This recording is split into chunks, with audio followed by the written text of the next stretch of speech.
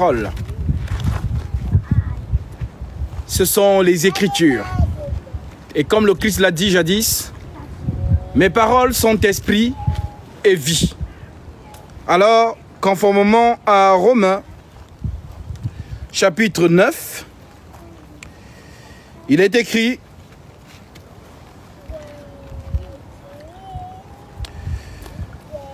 à partir du verset 2, j'éprouve une grande tristesse, dit l'apôtre Paul, et j'ai dans le cœur un chagrin continuel, car je voudrais moi-même être anathème et séparé de Christ pour mes parents, mes parents selon la chair, qui sont israélites, à qui appartiennent l'adoption,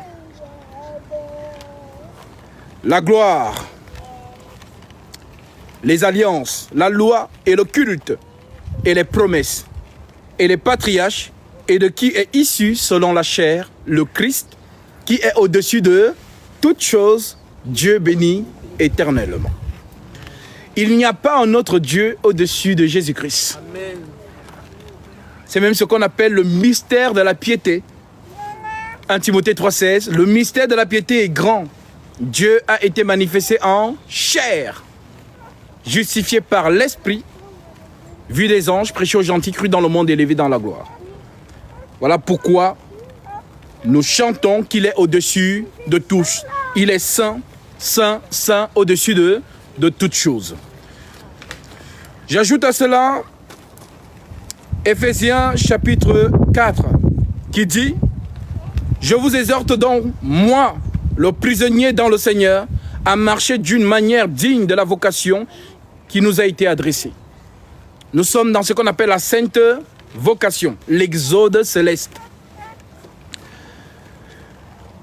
qui vous a été adressée en toute humilité et douceur, avec patience, vous supportant les uns les autres.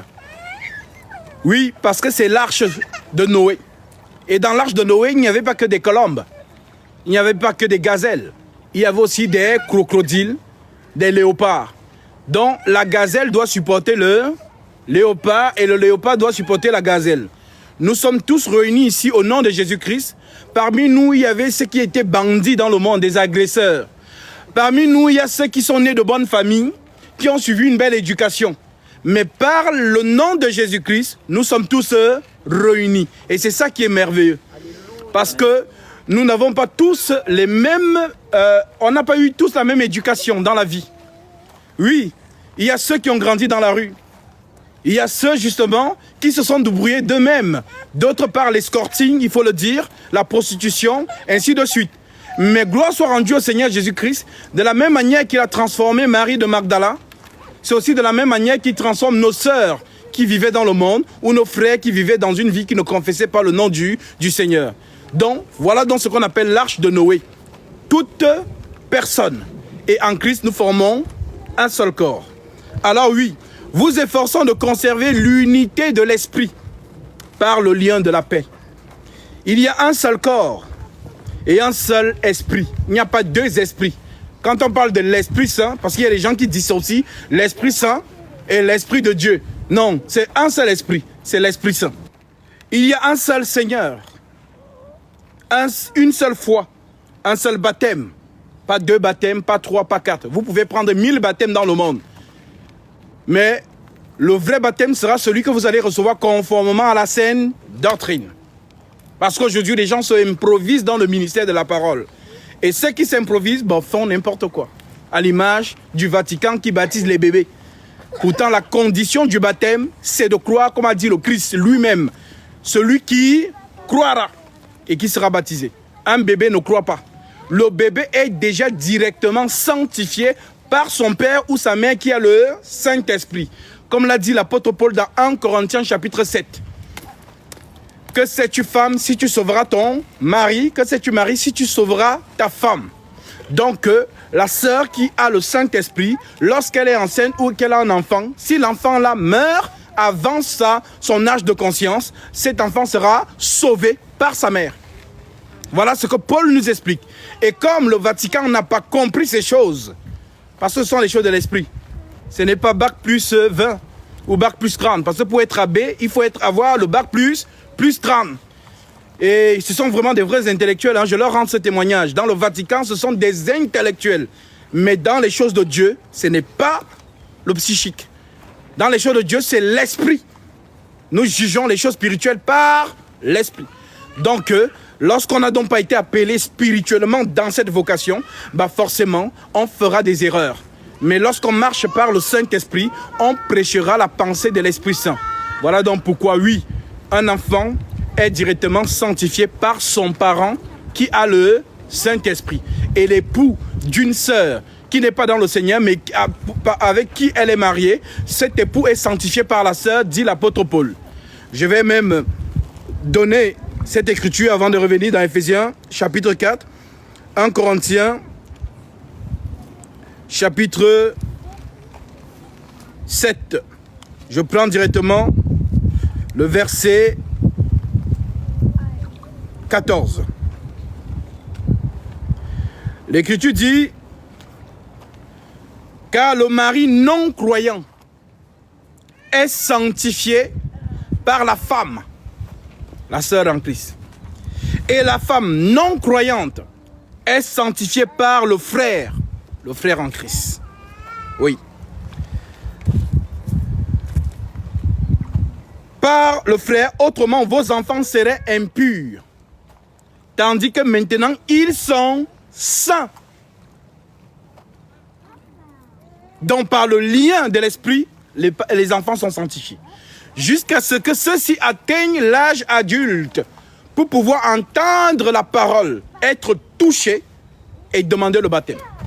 Parce qu'on ne demande le baptême que lorsqu'on a compris et qu'on est touché.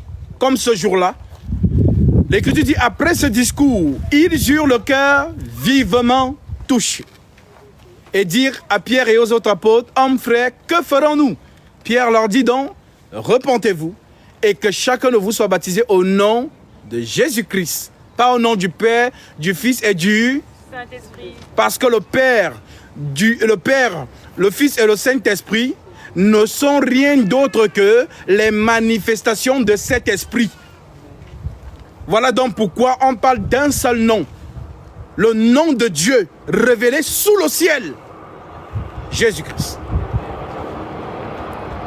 C'est donc par ce nom que nous baptisons. C'est donc par ce nom que nous chassons les démons. Essayez de chasser les démons au nom du tétragramme.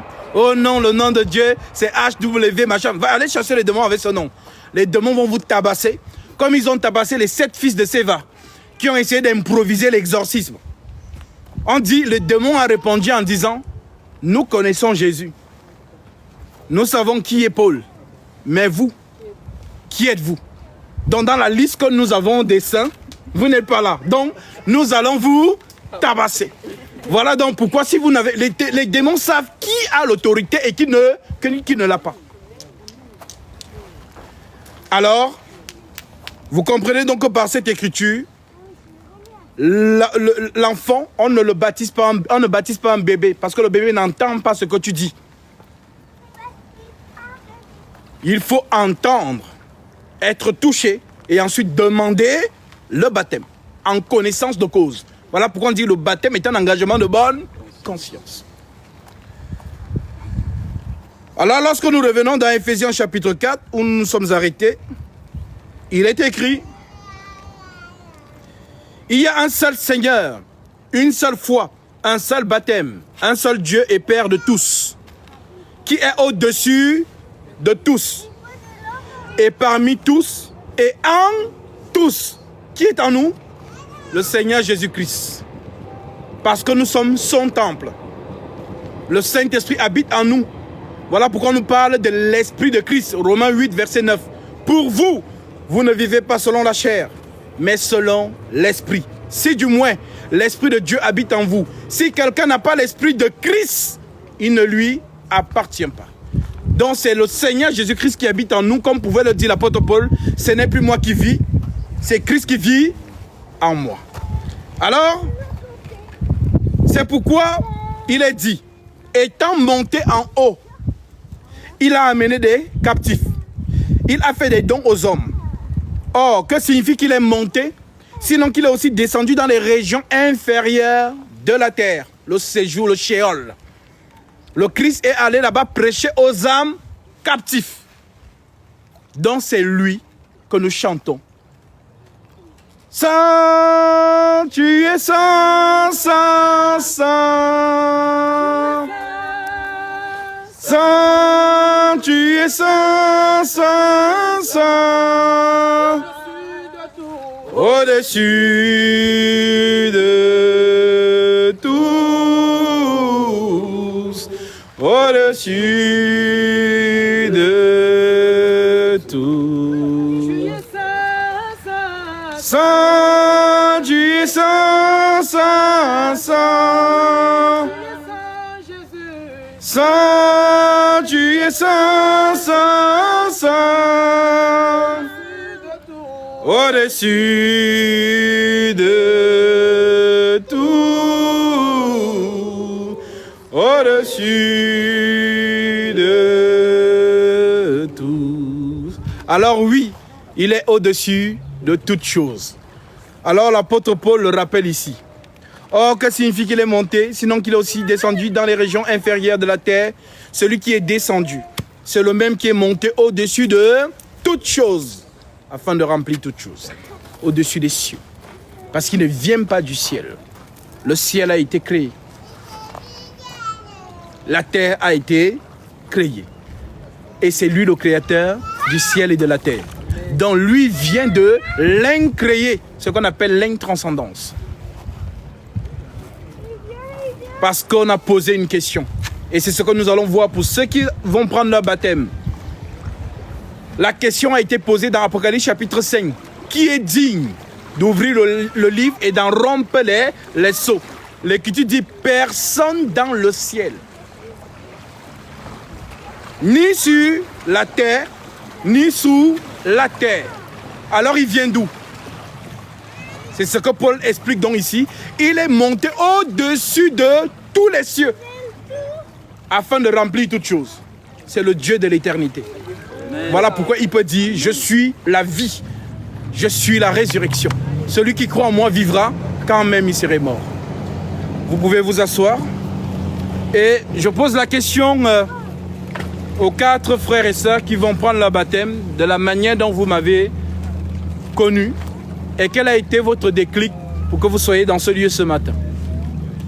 Donc je commence par notre sœur.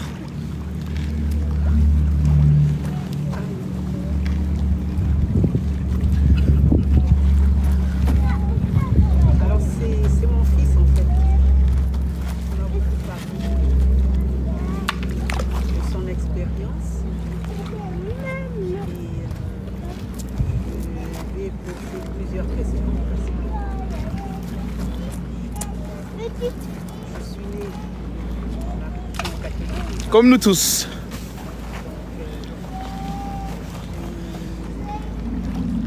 J'avais été frustrée par certaines célébrations, enfin, des choses qui me disaient par rapport à ceux qui vivaient. Et donc on a beaucoup échangé. Et j'ai recommencé à lire la Bible, enfin, à ma manière, parce que il y a beaucoup de choses que je ne comprends toujours pas. Et puis bon, souvent quand j'ouvre la Bible, voilà, c'est pas une habitude en fait. Mais j'ai recommencé et j'ai commencé à lui poser aussi certaines questions et il me parle de vous. Puis bien sûr j'étais un peu surprise, d'abord parce que vous êtes très jeune. Et donc, on a continué à échanger. Et au fur et à mesure, j'ai moi-même pris du recul. Et voilà. En fait, c'est arrivé au fur et à mesure. Amen. Et je suis arrivée ici pour toute autre chose. Et vraiment toute autre chose qui ça n'a rien à voir avec vous, ni avec le baptême. Alléluia. Et on a échangé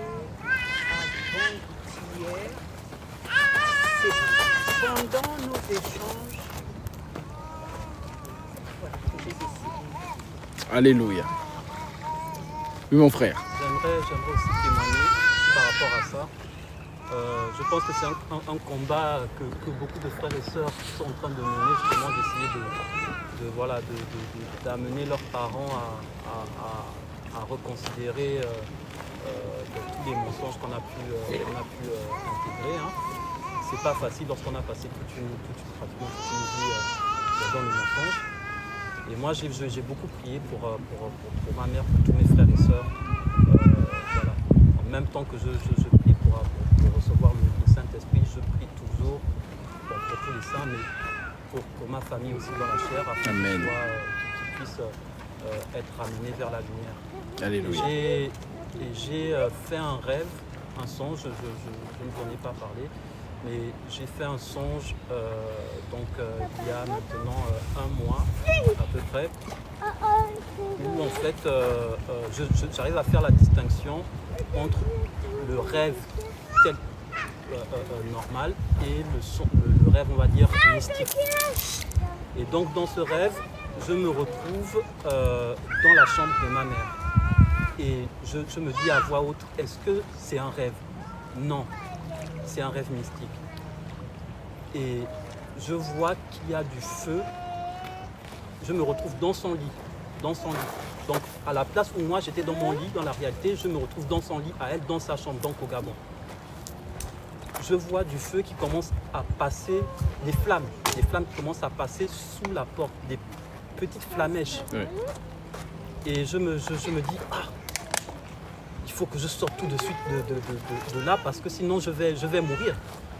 Et il y avait, comme par hasard, il n'y avait aucun moyen, pourtant il y a une fenêtre dans sa chambre, mais là il n'y avait que la porte. Donc je me suis dit, je vais à la porte. Et quand j'ouvre la porte, là il n'y a plus de feu. Et quand je me dis, je me suis peut-être trompé, je retourne dans le lit et là les flammes sont de plus en plus, reviennent et sont de plus en plus fortes. Mais la porte ne brûle pas, hein. Rien ne brûle, il n'y a que les flammes. Et c'est là où je me suis dit en me réveillant, j'ai d'abord pris peur. Il était 4h du matin, j'ai appelé ma mère en catastrophe. Maman, tu as fermé le gaz parce que un rêve. Alléluia. Je sais que c'est pas un rêve normal. Donc, oui.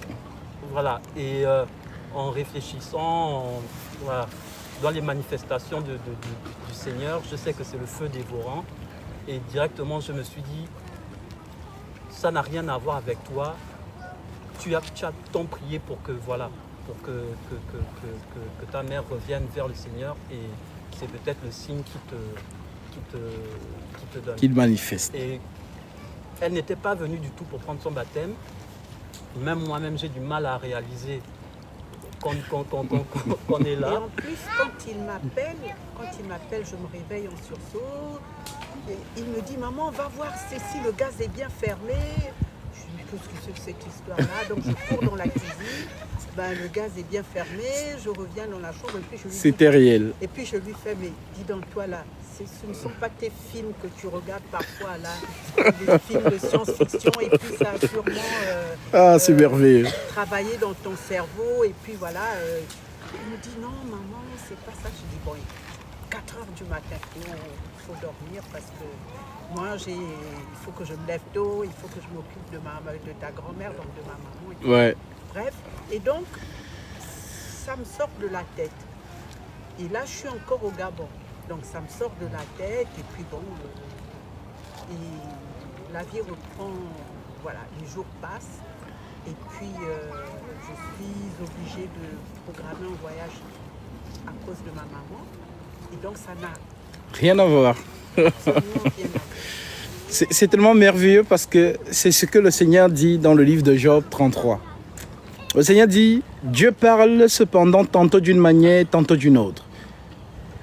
Et l'on y prend point garde. Il parle par des songes, par des visions nocturnes, quand les hommes sont livrés à un profond sommeil, quand ils sont endormis sur leur couche, alors il leur donne des avertissements et met le sceau à ses instructions. En d'autres termes, le feu qui voit autour de la porte, c'est le Seigneur qui frappe. Voici, je suis à la porte, je je frappe. Voilà pourquoi tu as l'impression que c'est réel et tu l'appelles dans la vraie vie et elle va regarder. Et le voyage qu'elle vient à Paris, c'est justement pour ce moment. C'est comme ça que le Seigneur agit. Et puis, concernant, c'est quelque chose que on me reproche souvent beaucoup, ma jeunesse. Parce que les hommes ont tendance toujours à penser que ceux qui s'intéressent à Dieu, ce sont des personnes peut-être du troisième âge, c'est des personnes de 70 ans, 50 ans, ainsi de suite. Non, le Seigneur a toujours eu des disciples très jeunes, des prophètes très jeunes, comme Daniel. Lorsque Daniel commence à être justement utilisé par Dieu, il est très jeune. Je suis même plus âgé que lui. C'était des jeunes de 17, de 16 ans qui étaient très puissants dans la prophétie, les Ézéchiel. Donc, à l'image de ce que Paul dit au jeune Timothée, je suis ici dans 1 Timothée chapitre 4, verset 12. Que personne ne méprise ta jeunesse, mais sois un modèle pour les croyants, par tes paroles, dans ta conduite, dans ton amour, ta foi, ta pureté, en attendant que je vienne. Applique-toi à la lecture, dans l'assemblée, et encourage et à enseigner. Donc, la sagesse que j'ai vient du Seigneur. Je suis un jeune. Je peux vivre comme tous les jeunes de mon âge, m'a donné aux choses de la vie. Je suis un ancien footballeur professionnel, dont les choses de la vie, à proprement dites, le Seigneur m'a permis de les connaître. J'ai connu, ici il faut parler de l'argent, j'ai connu l'argent très tôt. Et j'ai connu, c'est-à-dire une vie de premier ordre très tôt par justement ce passé de footballeur professionnel. Et le Seigneur connaît les voies de chacun de nous. Peut-être qu'il ne m'a pas permis d'avoir une longévité dans ce monde du football parce qu'il avait d'autres plans pour moi, pour annoncer sa parole. Voilà donc pourquoi, oui, c'est toujours étonnant de voir des jeunes zélés pour l'œuvre de Dieu et qui justement enseignent. La plupart des gens disent souvent, il dit des choses intéressantes, mais il est jeune. Comme s'il faut forcément que je sois une personne vraiment âgée pour pouvoir être crédible. Non, ça c'est la pensée des hommes. Et voilà pourquoi Paul dit à Timothée que personne ne méprise ta jeunesse.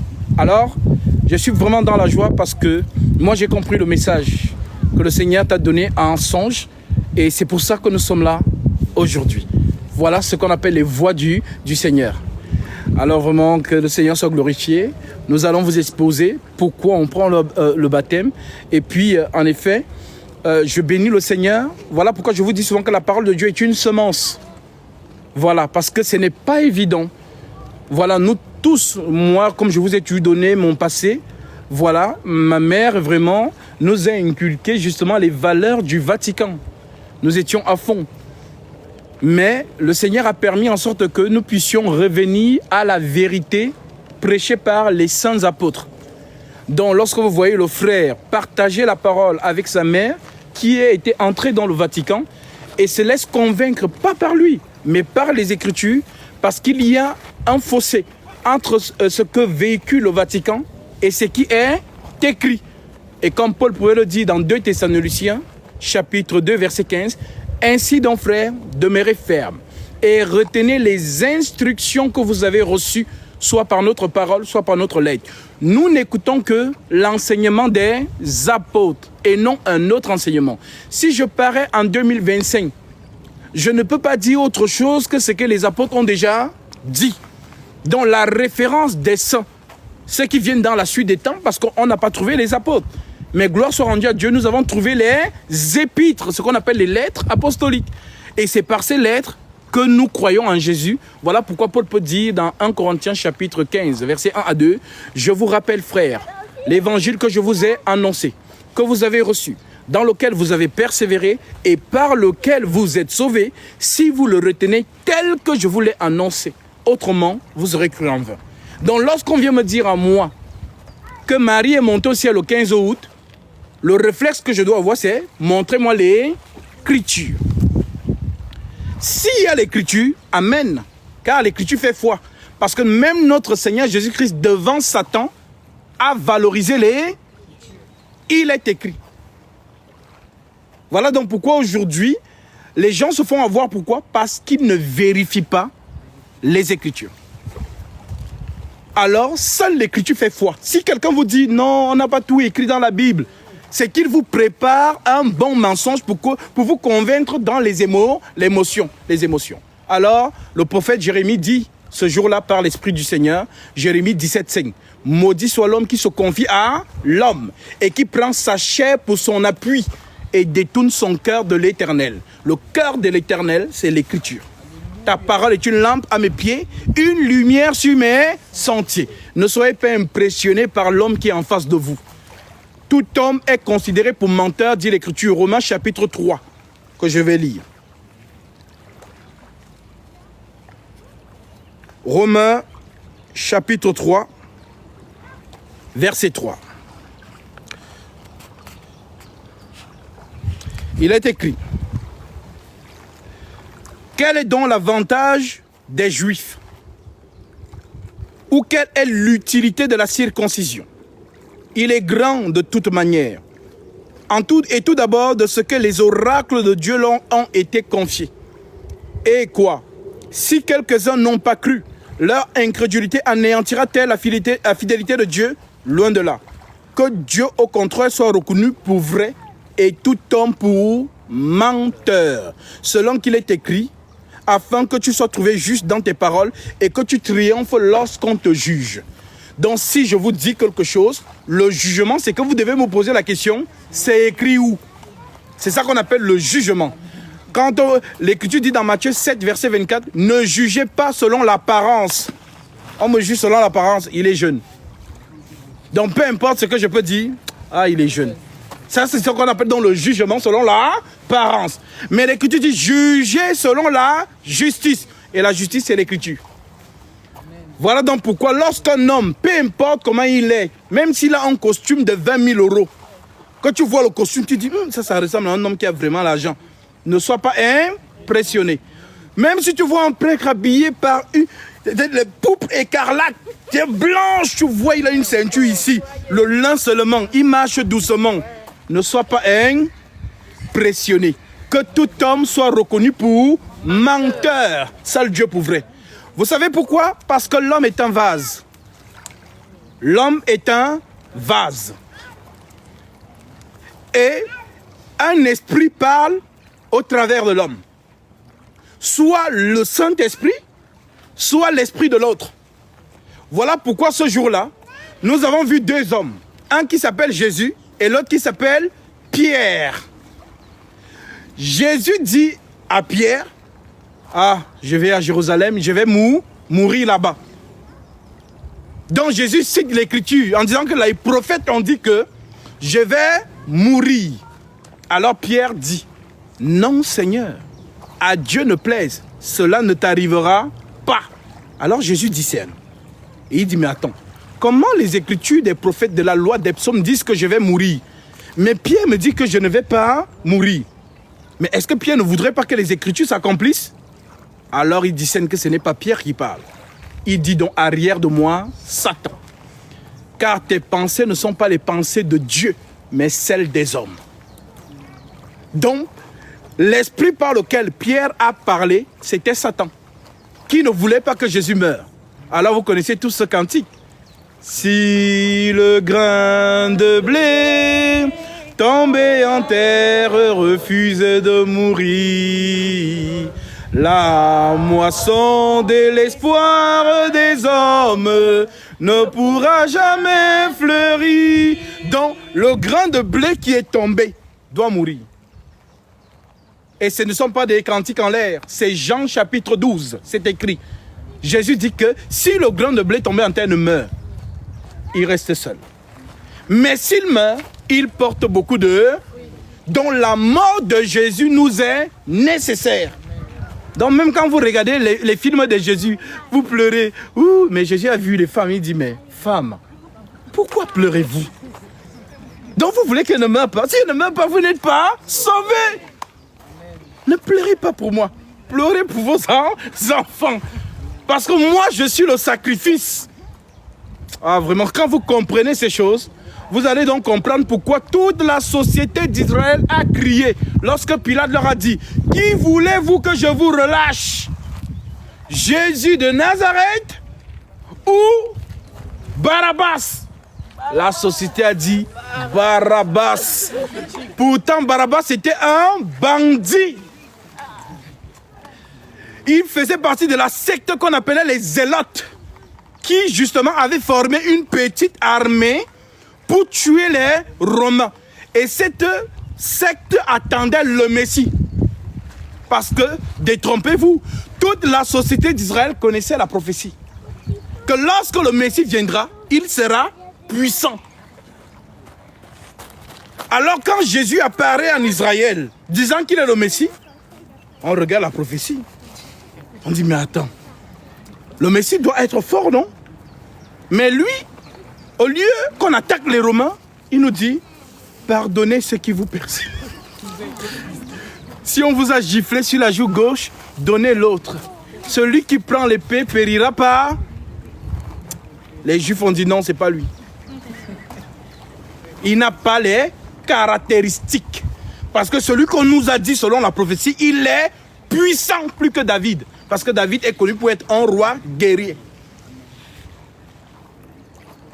Alors Jésus, lui, il est venu comme un simple homme, sans défense.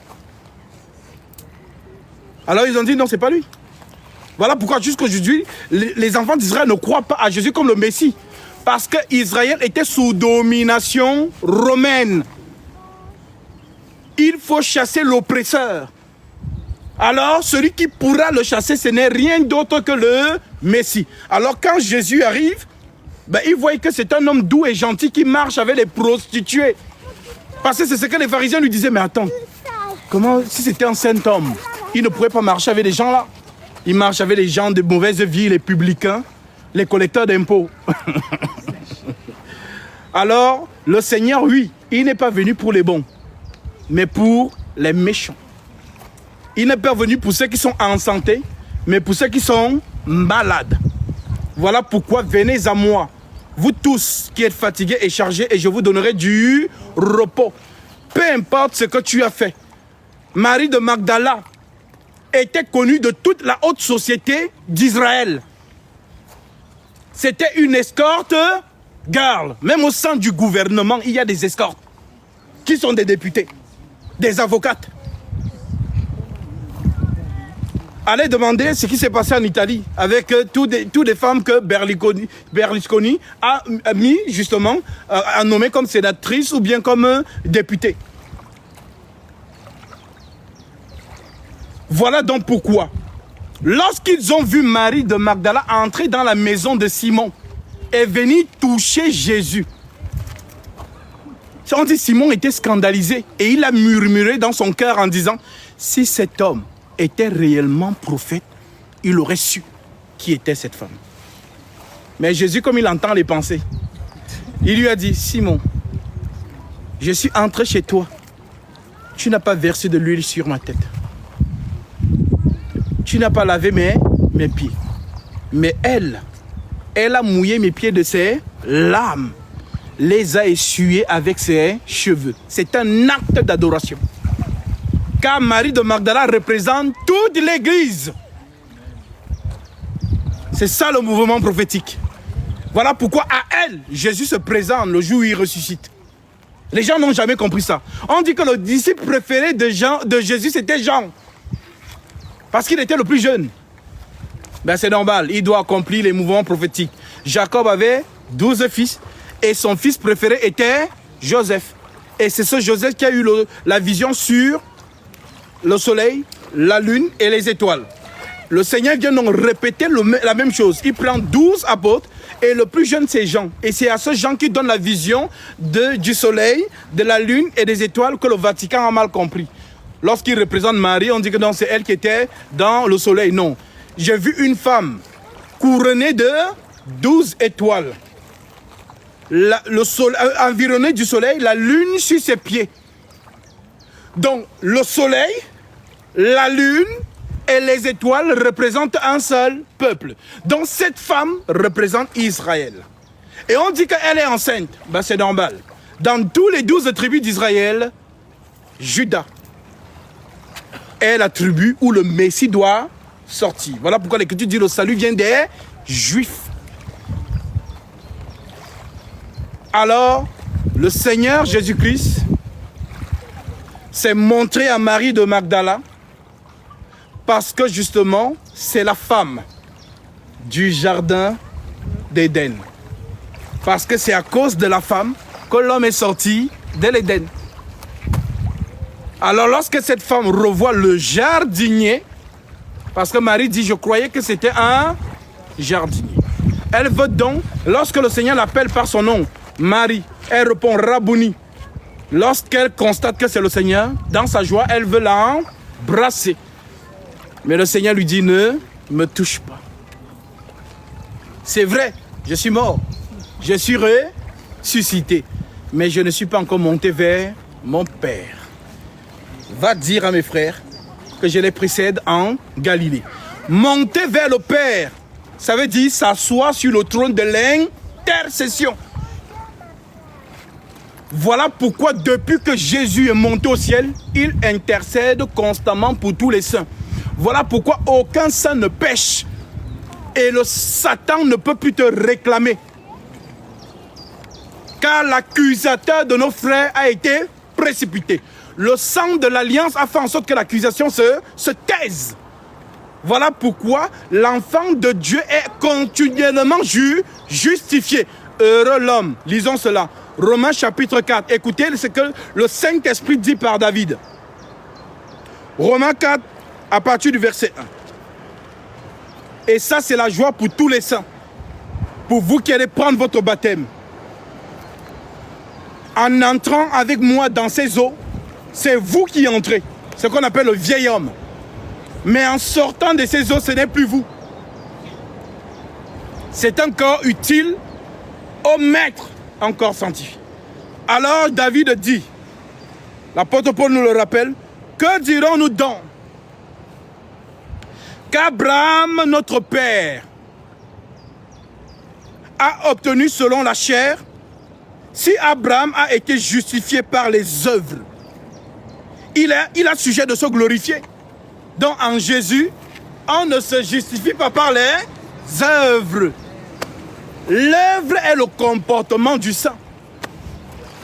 C'est pas parce que tu donnes à un frère à manger que tu vas te glorifier. Non, c'est ton comportement, c'est le comportement des saints. Nous devons prendre soin les uns des autres. Alors, que dirons-nous donc? Abraham, notre père, a obtenu selon la chair, si Abraham a été justifié par les œuvres. Si Abraham a été justifié par les œuvres, il est sujet de se glorifier, mais non devant Dieu. Car, que dit l'Écriture? Abraham crut à Dieu, et cela lui fut imputé à justice. Or, à celui qui fait une œuvre, le salaire est imputé. Donc tout ce que tu fais de bien dans l'assemblée des saints, il y a un salaire qu'on appelle les récompenses. Ce n'est pas pour le salut. Tu es déjà sauvé. Mais maintenant, tout ce que vous faites dans l'église, l'assemblée des saints, c'est à votre compte un salaire. Voilà pourquoi on dit que Christ est le rémunérateur.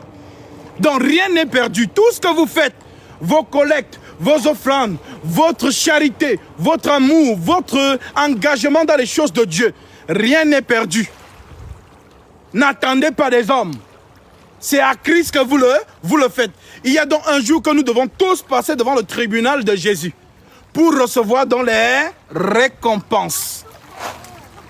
Quand vous savez de ça, personne ne va plus te dire « Mon frère fait ceci, ma soeur fait ceci ». Tu sauras que tu le fais pour ce jour-là. Or, à celui qui fait une œuvre, le salaire est imputé. Non comme une grâce, mais comme une chose due. Et à celui qui ne fait point d'œuvre, mais à celui qui ne fait point, quand on dit point en français, c'est jamais. À celui qui ne fait point d'œuvre, mais qui croit en celui qui justifie l'impie, sa foi seulement lui est imputée à justice. Tu es sauvé. Or, à celui qui fait une œuvre, le salaire lui est imputé comme une grâce, mais non comme une chose due. Et à celui qui ne fait point d'œuvre, mais qui croit en celui qui justifie l'impie, sa foi lui est imputée à justice. De même, David exprime, donc il prend David à témoin, les psaumes. De même, David exprime le bonheur de l'homme à qui Dieu impute la justice sans les œuvres. Heureux ceux dont les iniquités sont pardonnées et dont les péchés sont couverts. Heureux l'homme à qui le Seigneur n'impute pas son péché. Ce bonheur n'est-il pas pour les circoncis ou est-il également pour les incirconcis? Car nous disons que la foi fut imputée à justice à Abraham. Comment donc lui fut-elle imputée? Était-ce après ou avant sa circoncision? Pour dire donc que dans le Seigneur, c'est la foi qui compte. Si vous ne faites point d'œuvre entre les saints, c'est votre problème. Vous n'aurez pas de récompense. Mais sauvé, vous êtes sauvé. Donc si quelqu'un, parce que les faux hommes de Dieu sont venus vous prêcher que non, Jésus a fait 95%. Toi aussi fais 5%. Comme ça va faire 100%. Et tu seras sauvé. Ce sont des faux hommes de Dieu. L'homme ne contribue pas au salut. Le salut est un don céleste. Une faveur imméritée. L'Écriture dit tous ont péché et sont privés de la gloire de Dieu. Alors le don gratuit, on ne dit pas le don, mais il faut quand même faire l'effort. On dit le don gratuit de Dieu, c'est Jésus-Christ. Alors, soyez donc en paix vis-à-vis de cela. Et puis je suis content pour notre sœur et du témoignage sur tout ce songe, parce que je le comprends dans l'esprit. Comment le Christ est venu la chercher. Les flammes autour de la porte, c'est le Seigneur qui frappe. Donc, vraiment, c'est pourquoi je vous dis souvent, ne vous sous-estimez jamais. Les choses que je vous enseigne par l'Esprit du Christ, propagez-les autour de vous. C'est une semence qui, lorsqu'on la lance, elle pourra tomber sur la bonne terre. Et si elle tombe sur la bonne terre, elle va germer. Voilà. Donc ne vous demandez pas, quel verset je vais utiliser. Ne réfléchissez pas. Parlez de Jésus. Si la personne a des questions, allez dans les Écritures, regarde. Parce que les gens ont besoin d'être convaincus. Quand tu prends une personne qui a déjà vu ma propre mère, comme ça arrive à mon frère, je suis content pour lui. Je suis parti, l'esprit me mettait à cœur, va au Cameroun. J'ai dit, mais Seigneur, je n'ai rien prévu pour le Cameroun. Pourquoi j'ai cette... Va au Cameroun. Et le jour avant, j'ai eu une conversation avec ma mère. Où je l'ai justement briefé sur cette affaire de Marie. Parce qu'il faut savoir que Marie est plus vénérée dans le monde que Jésus. Allez en Amérique du Sud, vous allez comprendre ça. C'est un totem là-bas. Donc, pourquoi? Parce qu'ils ont détourné en disant que non, nous devons vouer les prières vers Marie et Marie va les donner à... Alors, quel est l'exemple que ma mère prenait souvent? Dit, mon fils, si quelqu'un veut te demander quelque chose, il ne va pas venir vers toi, il viendra vers ta mère. Et comme tu ne peux rien refuser à ta mère, forcément tu vas exaucer cette personne. J'ai dit, maman, ça c'est l'émotion. Ça c'est pour vous là-bas. On dit le seul médiateur entre Dieu et les hommes, c'est Jésus-Christ homme. C'est écrit. Tout ce que vous demanderez en mon nom, croyez que vous l'avez reçu et vous devrez s'accomplir. Le Seigneur n'a pas dit non. Bon, vous voulez demander quelque chose, passez par ma mère. Déjà un jour, on est venu l'appeler. Le frère Jésus était en train de parler à ses autres frères. Alors on arrive, on lui dit, ta mère et tes frères sont dehors, ils te demandent. Il faut que tu rentres déjà à la maison. Alors la réponse du Seigneur va toujours... J'ai lu ça à ma mère, elle m'a dit, Ce verset a été le déclic pour elle. Marc chapitre 3, verset 33. L'Écriture dit, je prends à partir du verset 31. Survint sa mère et ses frères, qui se tenant dehors, l'envoyèrent appeler. La foule était assise autour de lui, comme vous êtes là. Et on lui dit, voici ta mère et tes frères sont dehors et te demandent. Et il répondit, qui est ma mère? Genre, je suis en train de vous prêcher comme ça, on vient me dire, Yanni, ta mère, et voilà, et tes frères te disent, ma mère c'est qui? Donc, ma mère va venir me gifler ici. Donc, qui est ma mère? Qui sont mes frères? Dit le Seigneur. Puis jetant les regards sur ceux qui étaient assis autour de lui, voici, dit-il, ma mère et mes frères. Car quiconque fait la volonté de Dieu, celui-là est mon frère, ma soeur et ma mère. Il a dit à ma mère, maman, tu es la mère de Jésus. Elle a dit, ah bon? Il lui a dit, cherche ta statuette maintenant. Parce que toutes les sœurs en Christ sont la maman de Jésus, parce que c'est lui qui l'a dit. Celui qui fait la volonté de Dieu celui-là est mon frère, celui-là est ma sœur, celui-là est ma mère. Donc, nous sommes donc un par la vocation de l'Esprit. Jamais, donc c'est le pourquoi vous allez voir dans les épîtres, jamais vous n'allez voir les apôtres aller prier. Jean-Marie est là, on fait le chapelet, je vous salue Marie. Marie, pleine de grâce. Vraiment Marie, il faut appeler Jésus parce que c'est chaud ici. Les Romains veulent vraiment nous éteindre. Jamais ils n'ont prié Marie. Il n'y a aucun verset dans les saintes lettres où on montre un saint de ce temps-là qui priait Marie. Ça n'existe pas. Mais comment donc ils ont érigé cette entité? Parce que notre Marie dort dans le séjour des saints, comme tous ceux qui sont partis, en attendant la bienheureuse manifestation du Seigneur. Selon l'Esprit, Jésus n'a pas de mère. Jésus n'a pas de père. C'est Melchisédek. Hébreux chapitre 7. Voilà donc pourquoi, mes frères, la meilleure manière de gagner une personne, parce que quand on parle du chrétien, la première entité qu'on voit, c'est le Vatican. Ce ne sont pas les églises réveillées qu'on regarde, c'est le Vatican.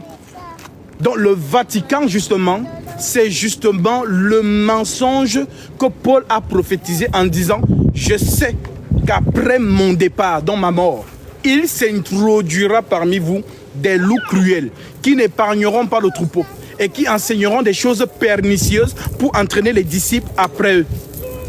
Voilà pourquoi par la sainte doctrine, nous rappelons dans ces choses pour que tous les enfants de Dieu qui étaient retenus captifs dans les fausses doctrines, donc embrassent la vérité et sortent prendre leur baptême conformément à la sainte doctrine et marcher dans la fidélité de la parole.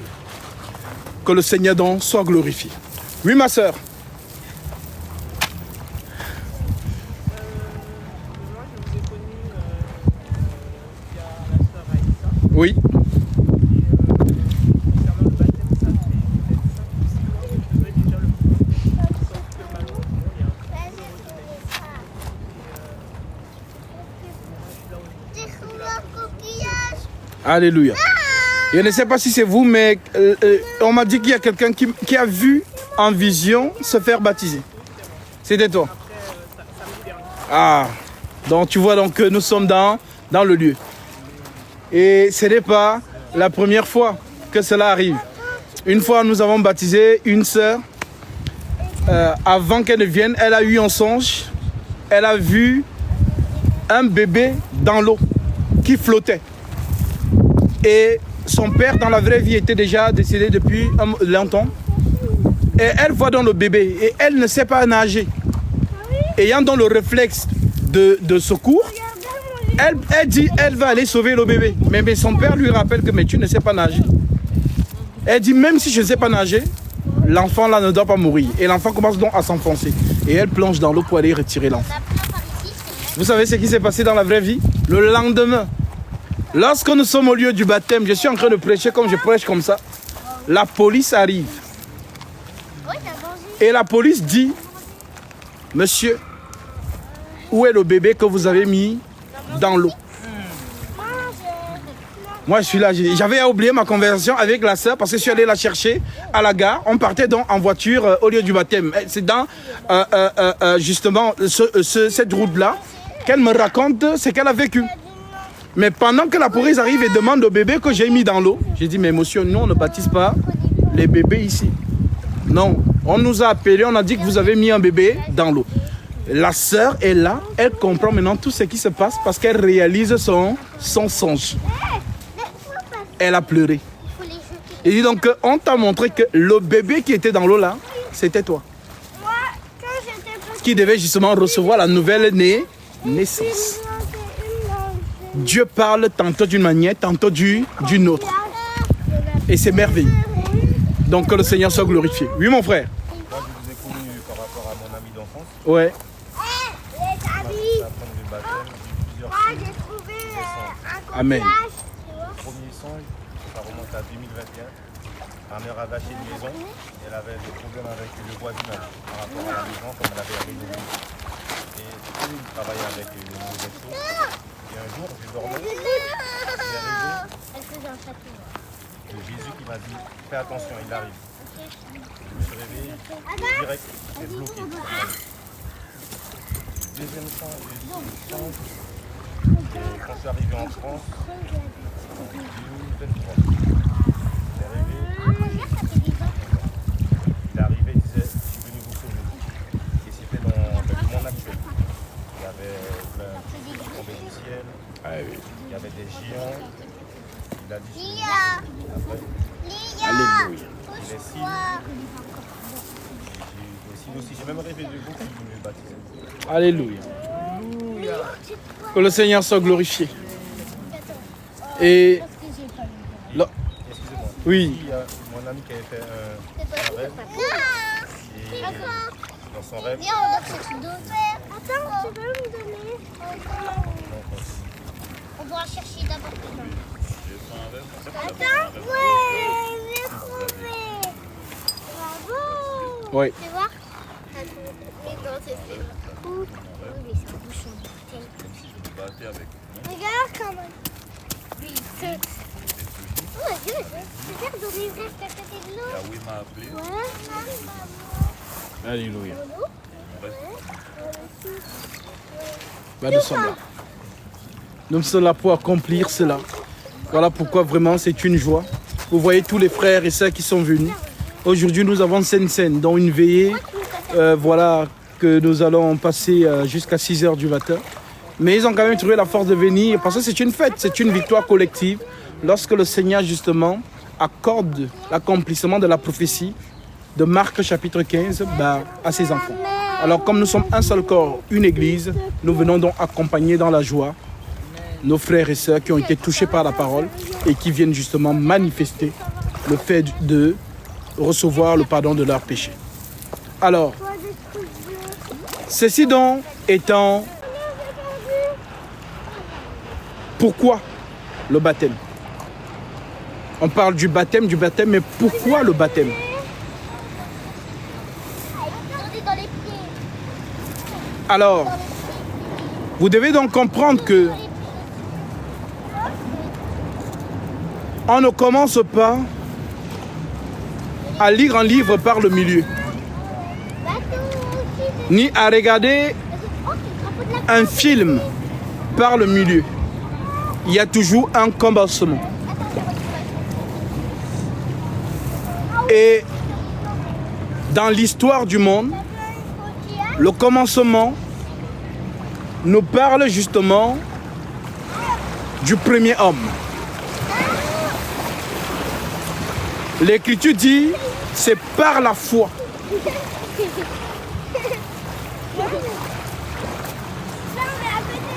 Nous prenons Hébreux chapitre 11. Parce qu'il y a des gens qui viendront vous dire, oh, Adam n'a pas existé. Oh, la création s'élève du hasard. On va vous donner des théories. On va vous parler de la physique quantique. On va vous parler de tellement de choses. Mais si vous êtes là, c'est parce que justement, vous avez la foi. Alors, l'apôtre Paul rappelle cela dans Hébreux chapitre 11, lorsqu'il dit: or, la foi est une ferme assurance. Nous ne sommes pas dans la physique quantique. L'Écriture dit, si on n'a pas la foi, on ne peut lui être agréable. L'Écriture dit, celui qui s'approche de Dieu croit premièrement qu'il existe et qu'il est le rémunérateur de tous ceux qui le cherchent. Donc, si tu n'as pas cette foi-là, cette conviction, alors cette vocation n'est pas la tienne. Va dans la physique quantique. Peut-être c'est la physique quantique qui va te sauver. Mais nous, c'est la vocation de la foi. Alors, Paul, avant moi, déclare donc ceci. Moins de bruit, s'il vous plaît. D'accord. Or, la foi est une ferme assurance des choses qu'on espère. Une démonstration de celles qu'on ne voit pas. Pour l'avoir possédée, les anciens ont obtenu un témoignage favorable. Donc vous n'êtes pas les premiers aujourd'hui à avoir la foi.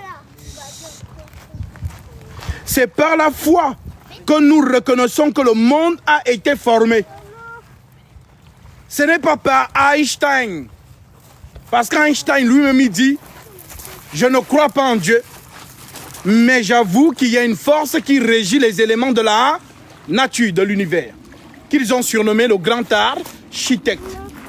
Donc cette force invisible que le monde ne voit pas, c'est ce que nous prêchons. Comme Paul, lorsqu'il est arrivé à Athènes, il a trouvé là-bas plusieurs dieux et leur autel. Et il a vu un autel qui était écrit à un Dieu inconnu. Alors il s'appuie dessus, il dit que justement c'est le Dieu inconnu là que je suis venu vous prêcher. Celui qui a créé les cieux et la terre. Alors oui, c'est par la foi que nous reconnaissons que le monde a été formé par la parole de Dieu. Et en sorte que ce qu'on voit n'a pas été fait des choses visibles. Parce que même les scientifiques disent que la matière, il y a un commencement, mais on ne sait pas ce qui a déclenché le commencement. Et ils cherchent. J'ai vu une émission où on dit qu'on veut attraper la matière noire. Donc ils dépensent des milliards pour ça. Donc on veut attraper. Parce que quand vous voyez ce qu'on voit là, c'est bleu. Alors les gens se demandent, mais pourquoi ce bleu? Justement, c'est le reflet de l'oxygène. Alors, plus on monte, plus quand on arrive là-bas, il n'y a plus ce bleu. C'est tout obscur. Maintenant, eux, ils veulent faire quoi? Attraper dans ce qu'ils ont appelé la matière noire. Ils veulent prélever ça. Ça, c'est vraiment l'homme cartésien. Alors, l'apôtre Paul rappelle que c'est par la foi que nous reconnaissons que le monde a été formé par la parole de Dieu, en sorte qu'on voit, ce qu'on voit n'a pas été fait des choses visibles. Donc ce qu'ils ont appelé Bing Bang. C'est ça que nous on appelle que la lumière soit. C'est par la foi qu'Abel offrit à Dieu un sacrifice plus excellent que celui de Caïn. C'est par elle qu'il fut déclaré juste, Dieu approuvant ses offrandes. Et c'est par elle qu'il parle encore, quoique mort. C'est par la foi qu'Enoch fut enlevé, pour qu'il ne vit point la mort. Ce sont des prophètes. Et chaque prophète était une préfiguration de Jésus-Christ. Souvenez-vous toujours de cela. Voilà pourquoi en son temps, les apôtres, il a posé une question aux apôtres en disant, que disent les gens à mon sujet? Matthieu chapitre 16, verset 13. Les apôtres ont dit, Seigneur, certains disent que tu es Jean-Baptiste. D'autres disent que tu es Élie. D'autres disent que tu es Jérémie ou l'un des prophètes. Donc depuis Adam, tous les prophètes ne sont qu'une préfiguration de Jésus. Donc si on parle d'Abel, en fait c'est Jésus. Si on parle d'Enoch, en fait c'est Jésus. Si on parle de Jonas, comme lui-même il disait toujours, comme Jonas a fait 3 jours et 3 nuits dans le sang du poisson, ainsi le Fils de l'homme fera aussi 3 jours et 3 nuits dans le sang de la terre. Or, sans la foi, il est impossible de lui être agréable. Car il faut que celui qui s'approche de Dieu croit que Dieu existe et qu'il est le rémunérateur de ceux qui le cherchent. C'est par la foi que Noé, divinement averti des choses qu'on ne voit pas encore, et saisi d'une crainte respectueuse, construisit une arche pour sauver sa famille. C'est par elle qu'il condamna le monde et devint héritier de la justice qui s'obtient par la foi. Seulement pour prendre ces éléments-là. Pour vous dire que nous sommes dans la vocation de la foi. Alors,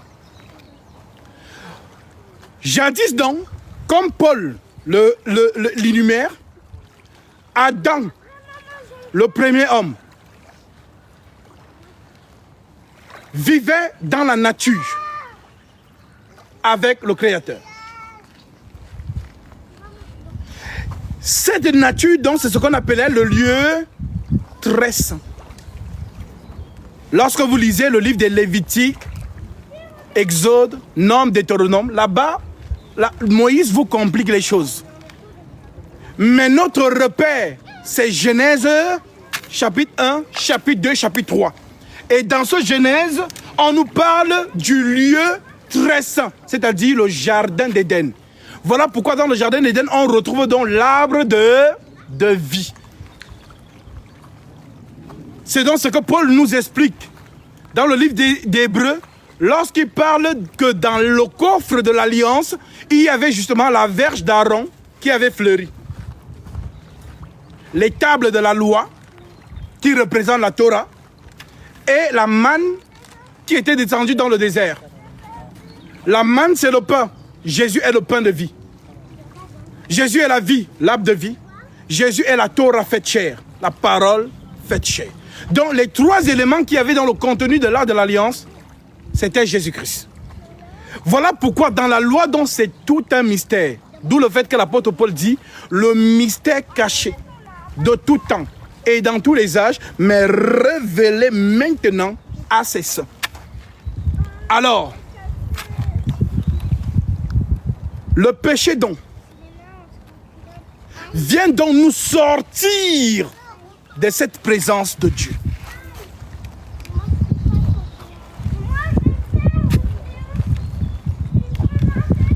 Et une fois que nous sommes à l'extérieur de la présence de Dieu, c'est donc ça la mort. Romains, chapitre 5, verset 12. Il est écrit. C'est pourquoi, comme par un seul homme, le péché est entré dans le monde. Et par le péché, la mort. Et qu'ainsi la mort s'est étendue sur tous les hommes. Car jusqu'à la loi, le péché était dans le monde. Or, le péché n'est pas imputé quand il n'y a point de loi.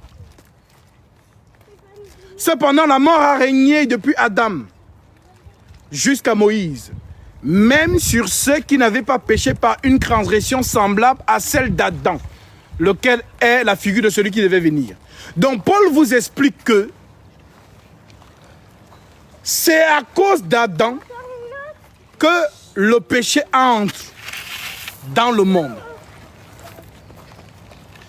Et qui dit péché, dit la mort. Alors on dit donc que tous ceux qui sont nés d'Adam ont hérité de ce péché. Donc, le vol n'est pas le péché.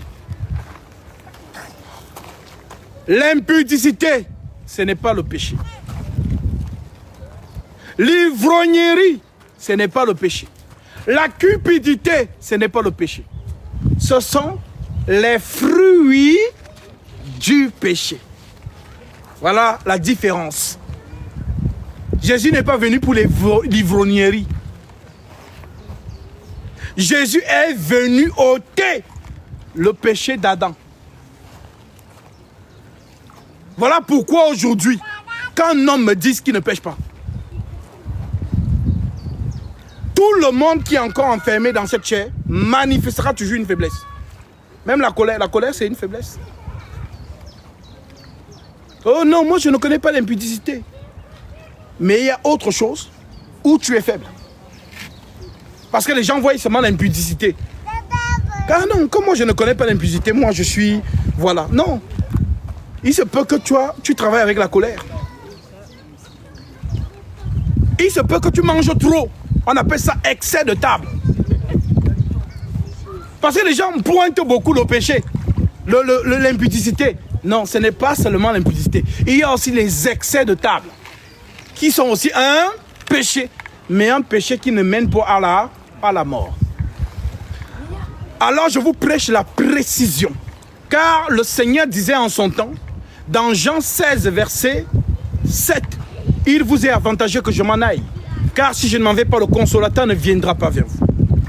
Mais si je m'en vais, je vous l'enverrai. Et quand il sera venu, il convaincra le monde en ce qui concerne le péché. » Donc vous devez maîtriser cette affaire. Car si vous maîtrisez cette affaire, vous ne serez plus réclamé dans votre conscience. Parce que l'ennemi réclame dans la conscience. Et les faux hommes de Dieu donc prêchent donc la peur aux gens. Si tu pêches et que tu ne te répands pas, tu iras en enfer. Alors les gens sont donc dans la peur. Que, depuis que j'ai pris mon baptême, j'ai encore fait ça. Il faut que j'aille encore me rebaptiser. Parce qu'on leur prêche que quand tu pêches, Jésus t'enlève le Saint-Esprit. Dès que tu te répands, il te remet. Dès que tu pêches, il t'enlève encore. CDD. Tout ça pourquoi? Parce qu'ils n'ont pas maîtrisé cet enseignement du péché. Alors ils prêchent donc le genre de doctrine que vous allez entendre. Non, Jésus a fait 95%. Maintenant tu dois faire tes 5%. Si tu ne fais pas tes 5%, tu ne seras pas sauvé. C'est faux. Et lorsqu'on parle de prêcher la sanctification, ce n'est pas ainsi qu'on prêche la sanctification. Voici donc comment on prêche la sanctification. Le péché adamique que vous voyez là, c'est uniquement pour ce péché que Jésus est descendu. Car l'Écriture dit, corrélant Romains, vous allez remarquer que l'épître aux Romains, c'est la spécialité du péché. Paul a fait des épîtres aux Romains, sa spécialité pour expliquer le péché. L'épître aux Corinthiens, c'est la spécialité pour expliquer la vie de l'Église. Éphésiens, c'est présenter le Saint-Esprit agissant. Alors, nous avons donc lu Romains 5, verset 12, qui nous dit, je répète pour vous qui allez prendre le baptême, parce que quand vous allez entrer dans l'eau avec moi, vous entrez dans une conscience de paix. Vous entrez parce que vous avez compris la parole.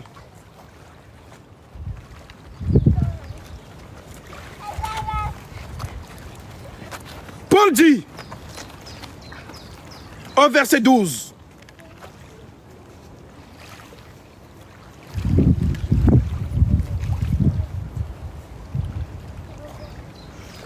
toujours dans Romains chapitre 5.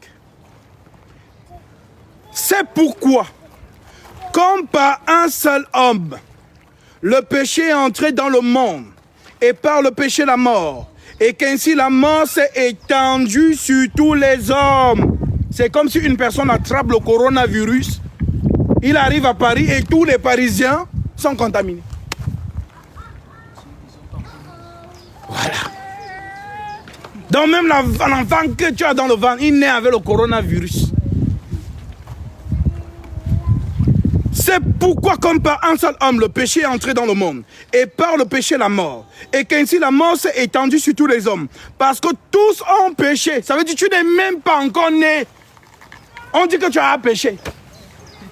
Pourquoi? Parce que quand tu vas naître avec le corps adamique.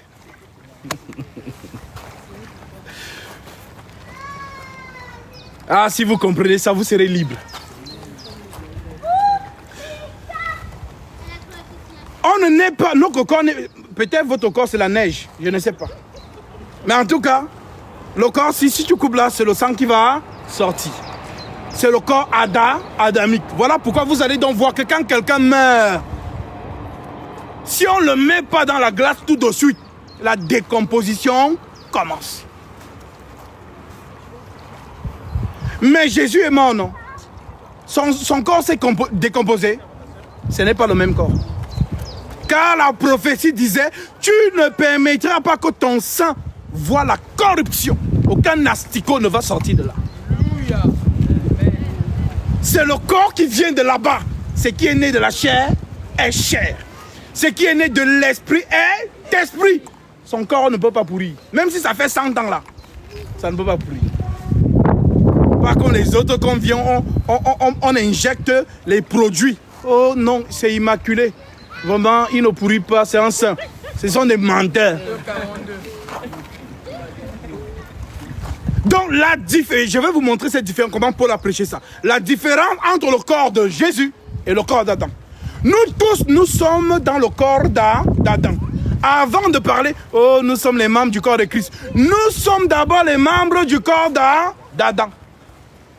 Voilà pourquoi Paul explique, de la même manière que nous avons porté le terrestre, nous porterons aussi l'image du céleste. C'est 2 temps. Alors oui. Nous lisons donc Romains chapitre 8, au verset 1. Paul dit, il n'y a donc maintenant aucune condamnation pour ceux qui sont en Jésus-Christ. Il n'y a maintenant aucune condamnation. Croyez à ça. Que personne ne vienne te dire, non, mais... Oui, c'est vrai, il n'y a pas de condamnation, mais il n'y a pas de mais. Il n'y a maintenant aucune condamnation pour ceux qui sont en Jésus-Christ.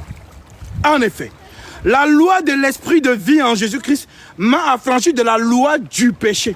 Pas de la loi des péchés. De la loi du péché et de la mort. Car chose impossible à la loi parce que la chair la rendait sans force. Dieu a condamné le péché dans la chair. Dieu a condamné le péché dans la chair. Voilà pourquoi certaines personnes prennent des résolutions à partir d'aujourd'hui. Non, je prends la décision. Il ajoute jeûne de 7 jours dedans. Ah. Maintenant, dès qu'il sort de 7 jours,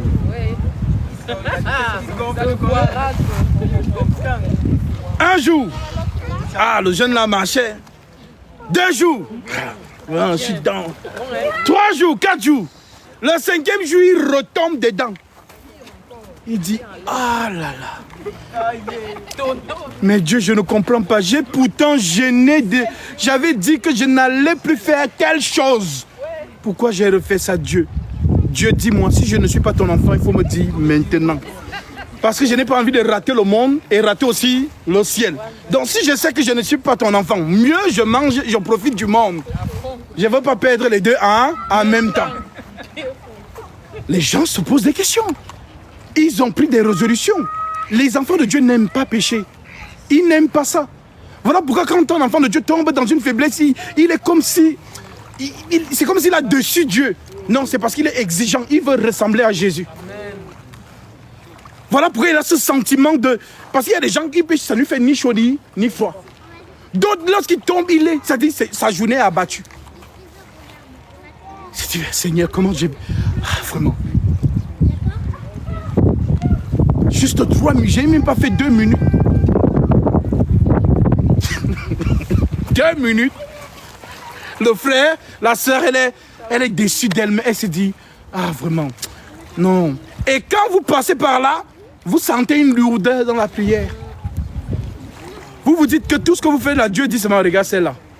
Tu viens de faire les choses là-bas, tu viens maintenant jouer les saintes ici. C'est Satan qui prêche comme ça dans la conscience. Parce qu'il veut te faire croire que, toi, il te donne l'écriture qui va avec. Hein. Lis ici, 1 Jean chapitre 3. Ce sont les fils du diable qui pêchent. Les fils de Dieu ne pêchent pas. Tu viens de faire quoi là? C'est quoi? C'est le péché. Ne prie plus. Dieu n'écoute même pas ta prière. Abandonne. Il faut laisser ça. On a dit les enfants de Dieu ne pêchent pas. Il ne faut pas forcer. Toi, tu as péché. Regarde toi-même. Il prend même la vidéo. C'est donc ce qu'il faisait depuis tout ce temps. Voilà pourquoi on l'appelle accusateur. C'est-à-dire, c'est lui qui te motive à pécher. Après, il te prend en photo. Il va monter. Dieu, le voici ici. Non, j'ai la pièce à conviction. Regarde la vidéo. Il a fait ça à tout le monde. Il a fait ça à Moïse. Il a fait ça à Josué. Il a fait ça à Pierre. Il réclamait du Pierre que non, Jésus, Pierre que tu vois là. C'est un faux frère. Il faut me le donner. Pierre dit non. Jésus dit, il ne t'appartient pas. J'ai prié pour lui. Simon, Satan vous a réclamé pour vous tribler comme le froment. Mais moi, j'ai prié pour toi, afin que ta foi ne défaille point. Voilà pourquoi à chaque fois que si ça arrive que vous tombez dans la faiblesse, vous allez voir que comme si votre foi se refroidit. Comme si vous n'avez plus la motivation de continuer à prier. Parce que ce que vous avez fait revient dans votre conscience. Et ça vous décourage de prier. C'est l'ennemi qui fait ça. Ce qu'il veut, c'est d'éteindre votre foi. Alors Jésus a dit, j'ai prié pour toi afin que ta foi ne défaille point. Donc, ce que Satan veut attaquer dans vos vies, c'est votre foi. Alors, au nom de Jésus-Christ, vivez dans la sanctification. Mais si ça arrive que vous tombez, relevez-vous. Confessez votre péché à votre frère ou à votre soeur. Car l'Écriture le dit, confessez vos péchés les uns. Jésus nous a déjà pardonné. Nous ne sommes plus dans le péché qui mène à la mort. Nous allons voir ça ici. Voilà pourquoi, là où nous nous trouvons là, c'est pour le pardon des péchés. Donc, dites à Marcelo Tounassi que je suis prêt pour un débat concernant le péché, la sanctification. Ce sont des gens qui n'ont rien maîtrisé. Un débat télévisé, genre tout le monde, là on saura qui est homme de Dieu. Parce que l'Écriture dit, vous les reconnectez à leur fruit. Et le fruit n'est pas le comportement. Le fruit, c'est la parole de Dieu. Béni soit celui qui vient au nom du Seigneur. Le nom du Seigneur, c'est la parole. Apocalypse chapitre 19, verset 11. Il avait un nom écrit que personne ne connaît et son nom est la parole de Dieu. Alors, l'apôtre Paul continue en disant, en effet, la loi de l'esprit de vie en Jésus-Christ m'a affranchi de la loi du péché et de la mort. Car chose impossible à la loi, parce que la chair la rendait sans force. Dieu a condamné le péché dans la chair, en envoyant, à cause du péché, son propre fils dans une chair semblable à celle du péché. Dans la chair que Jésus avait, c'était semblable. Voilà pourquoi, dans toutes les générations, il y a toujours eu des belles femmes. La faiblesse de l'homme, c'est la femme. Vous pensez que l'ennemi n'a pas envoyé une belle petite comme ça qui va passer à côté de lui? On a eu Samson par Dalila. Samson. On dit que l'esprit de l'Éternel était sur Samson. Mais Dalila a maîtrisé ça. Elle a couché Samson sur ses genoux. Vous savez que les femmes ont parfois, elles ont les griffes là, elles te griffent un peu la tête. Samson, le lion était endormi comme ça. Et la femme ne faisait que dire, oh Samson, tu ne m'aimes pas. Si tu m'aimais, tu allais me dire quelle est ta force. Donne-moi le secret de ta force. Samson lui dit, bon, non, ma force est, bon, si tu me fais ça, voilà, je n'aurai plus de force. La femme, elle fait ça. Et Samson se réveille. Et la femme dit, tu m'as menti. Ah, comment tu peux dire que tu m'aimes? Si tu m'aimais, tu allais me révéler ton secret. Voilà pourquoi, mes sœurs, ce n'est pas que les hommes ne veulent pas vous livrer tout leur amour. C'est un réflexe naturel que si je montre à la femme, si tout mon amour, c'est le même jour que je vais mourir. Alors on dit, Samson l'a ouvert, lui ouvra son cœur. Et il a révélé le secret que non, il faut couper les cheveux. On dit que Dalila a su, elle sut donc que Samson lui avait ouvert tout son cœur. Elle a donc appelé les princes des Philistins que c'est bon, vous pouvez venir. Samson, Samson, les Philistins sont sur toi. On dit qu'il se réveille, croyant s'en sortir comme les autres fois. L'Écriture dit, et l'Éternel se retira de Samson. C'est donc ça le Père. Pourquoi m'as-tu à? Parce qu'à la croix, c'est la faiblesse de l'homme. Parce que pour mettre Samson à la croix, il faut couper ses cheveux. Donc les 7 tresses de Samson expliquent la couronne du ciel. C'est Dieu. Ce sont les tresses là. Voilà donc pourquoi on représente Jésus comme l'agneau qui a 7 cornes. Apocalypse chapitre 5 verset 6. Donc le Christ qui descend sur terre, il descend sans couronne. Et quand il n'a pas la couronne, c'est un homme comme toi et moi. Mais il a promis qu'il viendra. Voilà pourquoi on a dit, mais tu es roi, tu n'as pas de couronne. Attends, comme nous sommes dans la forêt là, il faut qu'il y ait une couronne d'épines. On a fait avec les franchement, on a cloué le sang à dégouliner. On l'a vêtu d'une cape de pourpre, la cape des rois. Si vous voyez cette image en vision, vous allez comprendre ces choses-là. Voilà donc pourquoi, lorsqu'il reviendra avec sa couronne. Tellement puissant. On dit, il combattra comme il combat au jour de la bataille. Zacharie chapitre 14, tout est expliqué là-bas. Donc le Jésus que vous avez vu gentil là, non, c'est pas un gentil. On dit qu'il est un feu dévorant. Il est devenu gentil pour toi à cause d'une femme. Homme, aime ta femme. Comme Christ a aimé l'Église et s'est donné lui-même pour. C'est donc ça le péché d'Adam.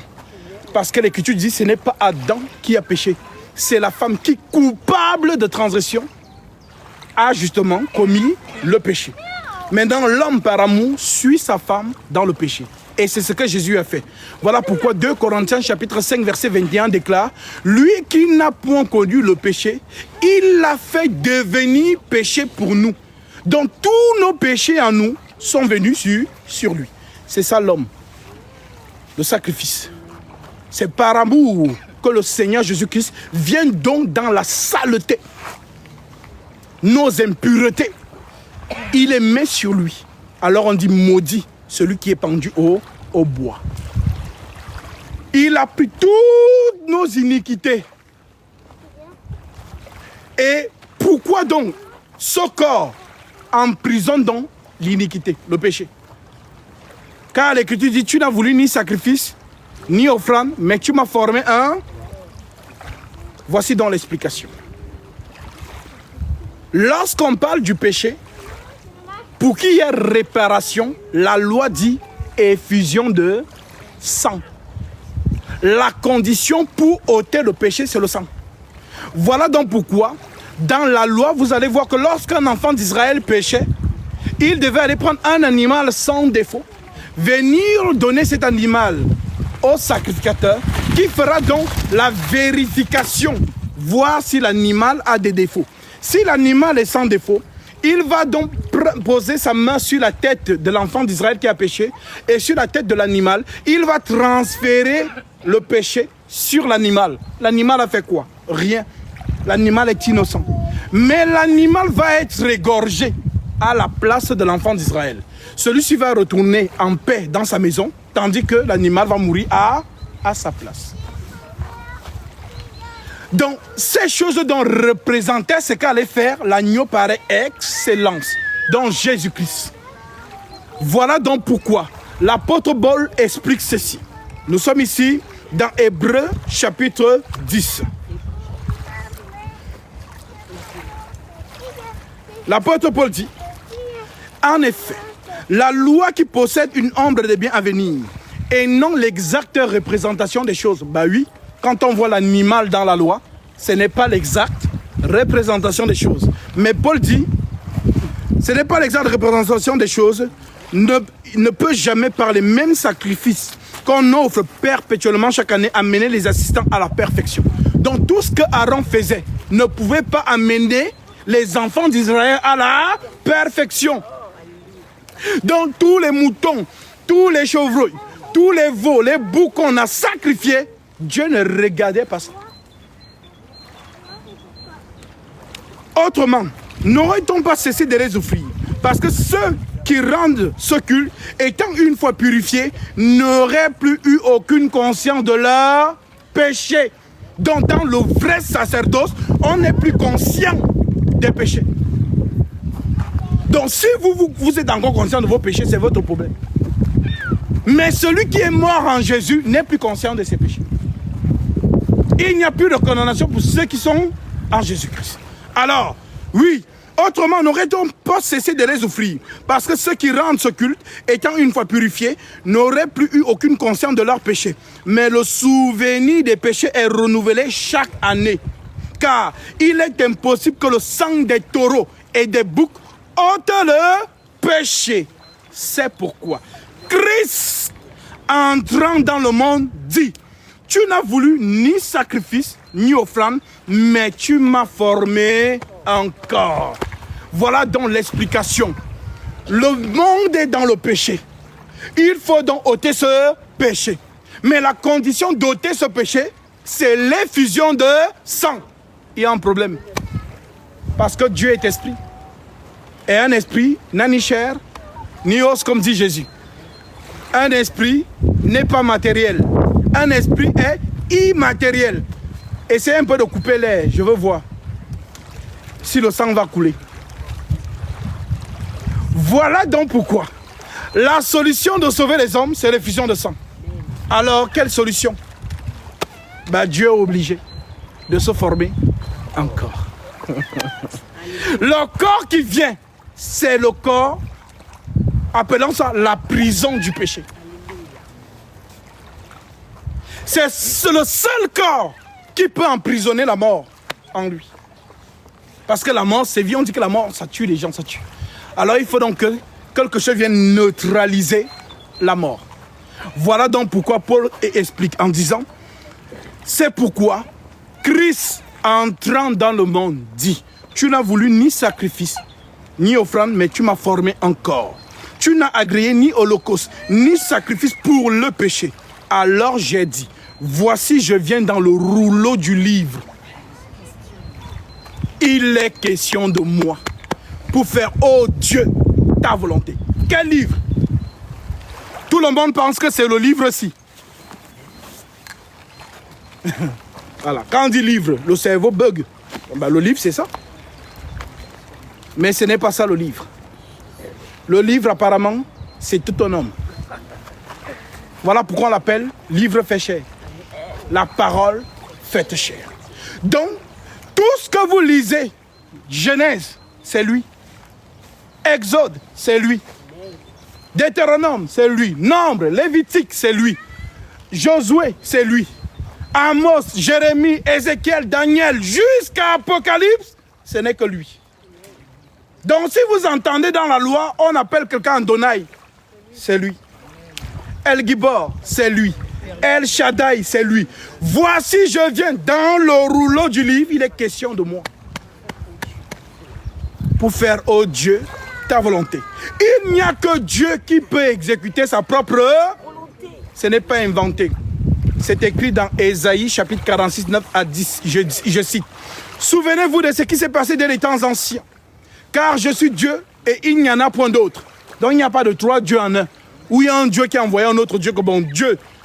Bon, moi je ne veux pas qu'on me fouette. Mais toi, va d'abord. Voilà, on va te fouetter, on va te clouer. Mais voilà. Donc, moi j'adore celui qu'on a fouetté pour moi. Je n'adore pas le Dieu qui est resté, je ne sais pas où, qui a dit que non, moi je ne suis pas digne de prendre des fouets à ta place. J'adore celui qui a pris les fouets à ma place. J'adore celui qu'on a cloué à ma place. Car l'Écriture dit, le châtiment qui me donne la paix est tombé sur lui. alors il est sujet de mon adoration. Il est sujet de mes louanges.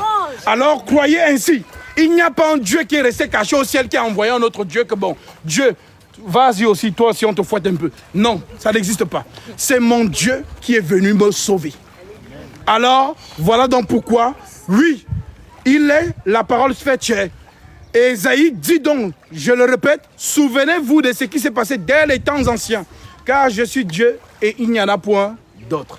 Je suis Dieu et nul n'est semblable à moi. J'annonce dès le commencement ce qui doit arriver. Et longtemps d'avance, ce qui n'est pas encore accompli. J'ai dit, mes arrêts subsisteront et j'exécuterai toute ma volonté. Alors pour exécuter la volonté, c'est ce qu'on appelle donc alpha, oméga. Donc il faut donc que celui qui a prophétisé accomplisse lui-même sa propre prophétie. C'est donc ce qu'on appelle lorsque le Fils toutes choses auront été soumises au Fils, alors le Fils lui-même se soumettra à celui qui lui a soumis toutes choses. Ce verset fatigue beaucoup de gens. Parce qu'ils disent selon ce verset, vous voyez, ce n'est pas Jésus qui est Dieu, parce que Jésus lui-même sera soumis. Ils ne comprennent pas que ce verset fait référence à Ésaïe 55. Ainsi en est-il de ma parole, qui ne sort pas de ma bouche et qui ne revient à moi sans effet, sans avoir exécuté ma volonté et accompli mes desseins. Donc la parole sort, la parole exécute la volonté et lorsqu'elle a fini d'exécuter, elle revient entrer d'où elle est sortie. Donc lorsqu'on parle du Père, ce n'est pas un papa qui a la barbe, sinon il faut nous chercher la femme de Dieu là-bas dans le ciel. Parce que nous sommes dans la logique. Pour qu'il y ait un enfant, il faut une femme. Donc, si vous voulez être logique, soyez logique jusqu'au bout.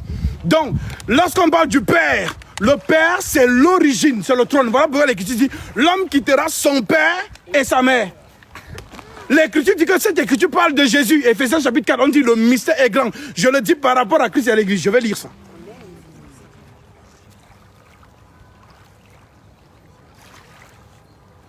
Éphésiens chapitre 4. Éphésiens chapitre 5, verset 25. L'Écriture dit, Marie, aimez vos femmes, comme Christ a aimé l'Église et s'est livré lui-même pour elle, afin de la sanctifier par la parole, après l'avoir purifiée par le baptême d'eau, afin de faire paraître devant lui cette Église glorieuse, sans tache ni rien de semblable, mais sainte et irrépréhensible. C'est ainsi que les maris doivent aimer leurs femmes, comme leur propre corps. Celui qui aime sa femme s'aime lui-même, car jamais personne n'a haï sa propre chair. Donc la femme, selon Dieu, c'est le corps de l'homme. Et l'homme, c'est la tête. Voilà pourquoi l'Église, c'est le corps du Christ. Et Christ lui-même, c'est la tête. Donc quand on dit membre du corps de Christ, pourquoi on vous dit que vous êtes des pécheurs? Donc le corps de Jésus, ce sont les pécheurs. Les gens n'ont rien compris. Nous sommes membres de ce corps. Ce corps est saint. Voilà pourquoi on nous appelle l'assemblée des saints. Car jamais personne n'a haï sa propre chair, mais il la nourrit et en prend soin, comme Christ le fait pour l'Église. Parce que nous sommes membres de son corps. C'est son corps. Comment vous pouvez dire que le corps de Jésus est pécheur? Christ a déjà porté le péché, il l'a détruit. Il a triomphé du péché.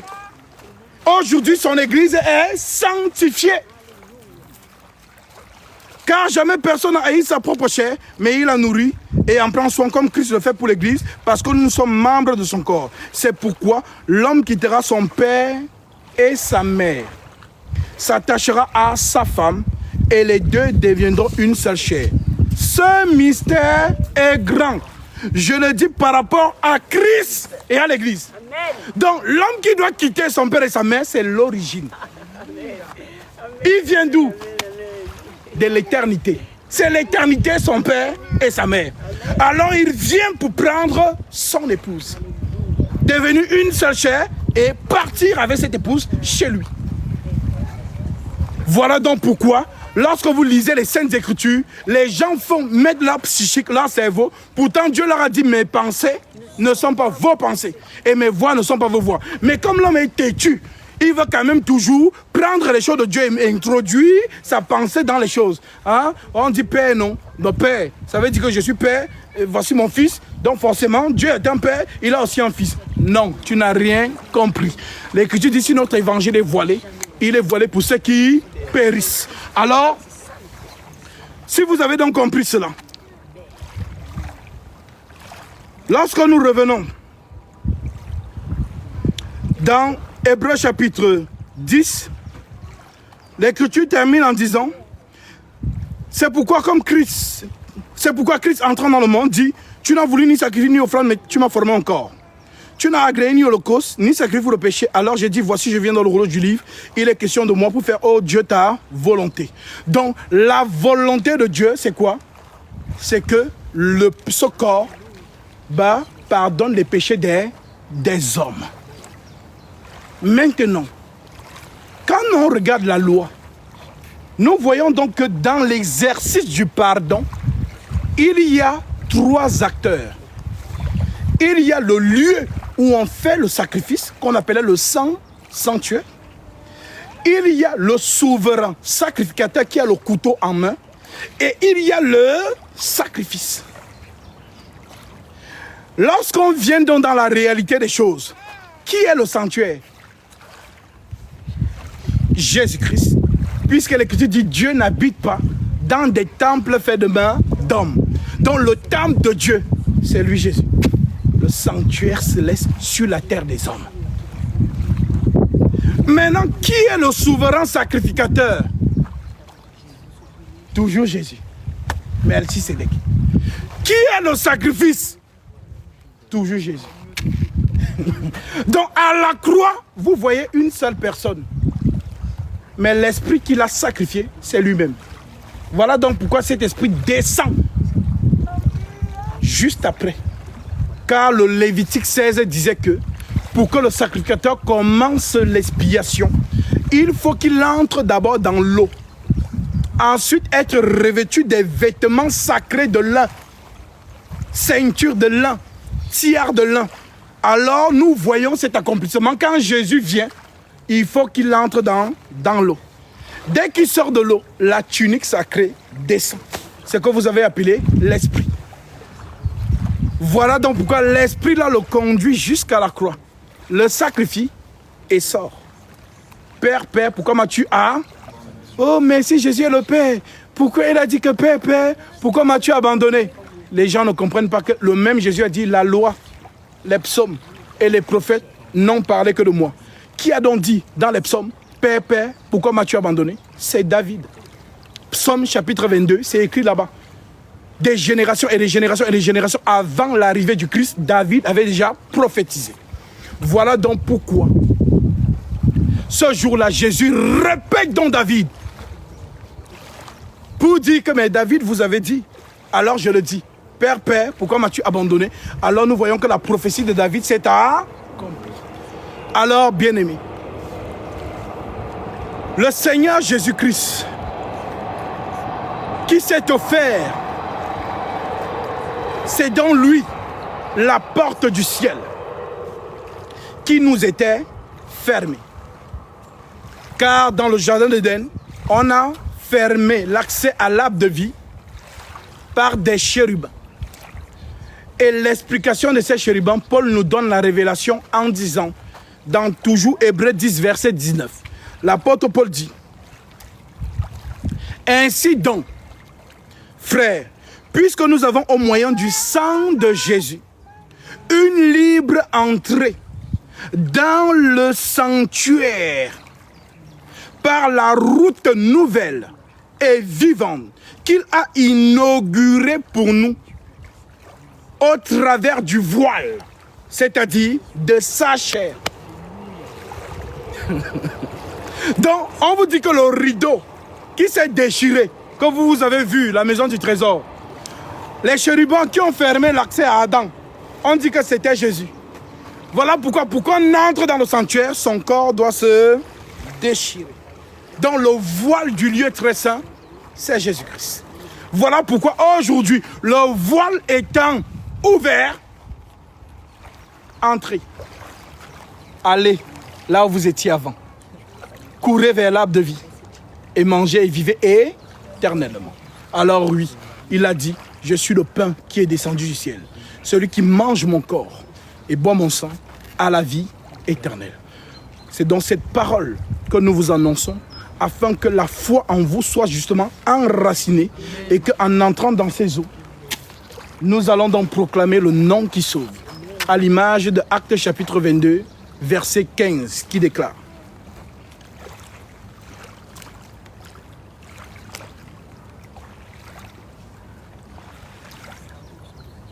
Actes chapitre 22, verset 15.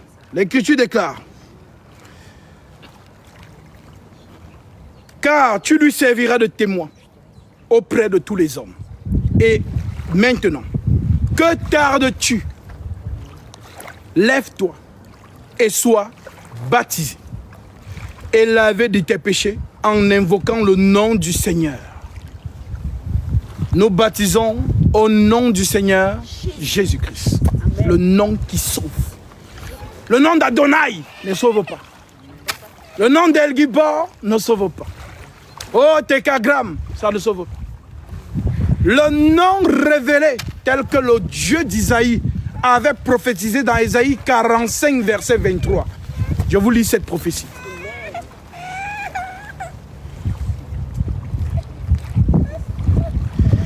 Isaïe chapitre 45, verset 23. Il est écrit, je cite: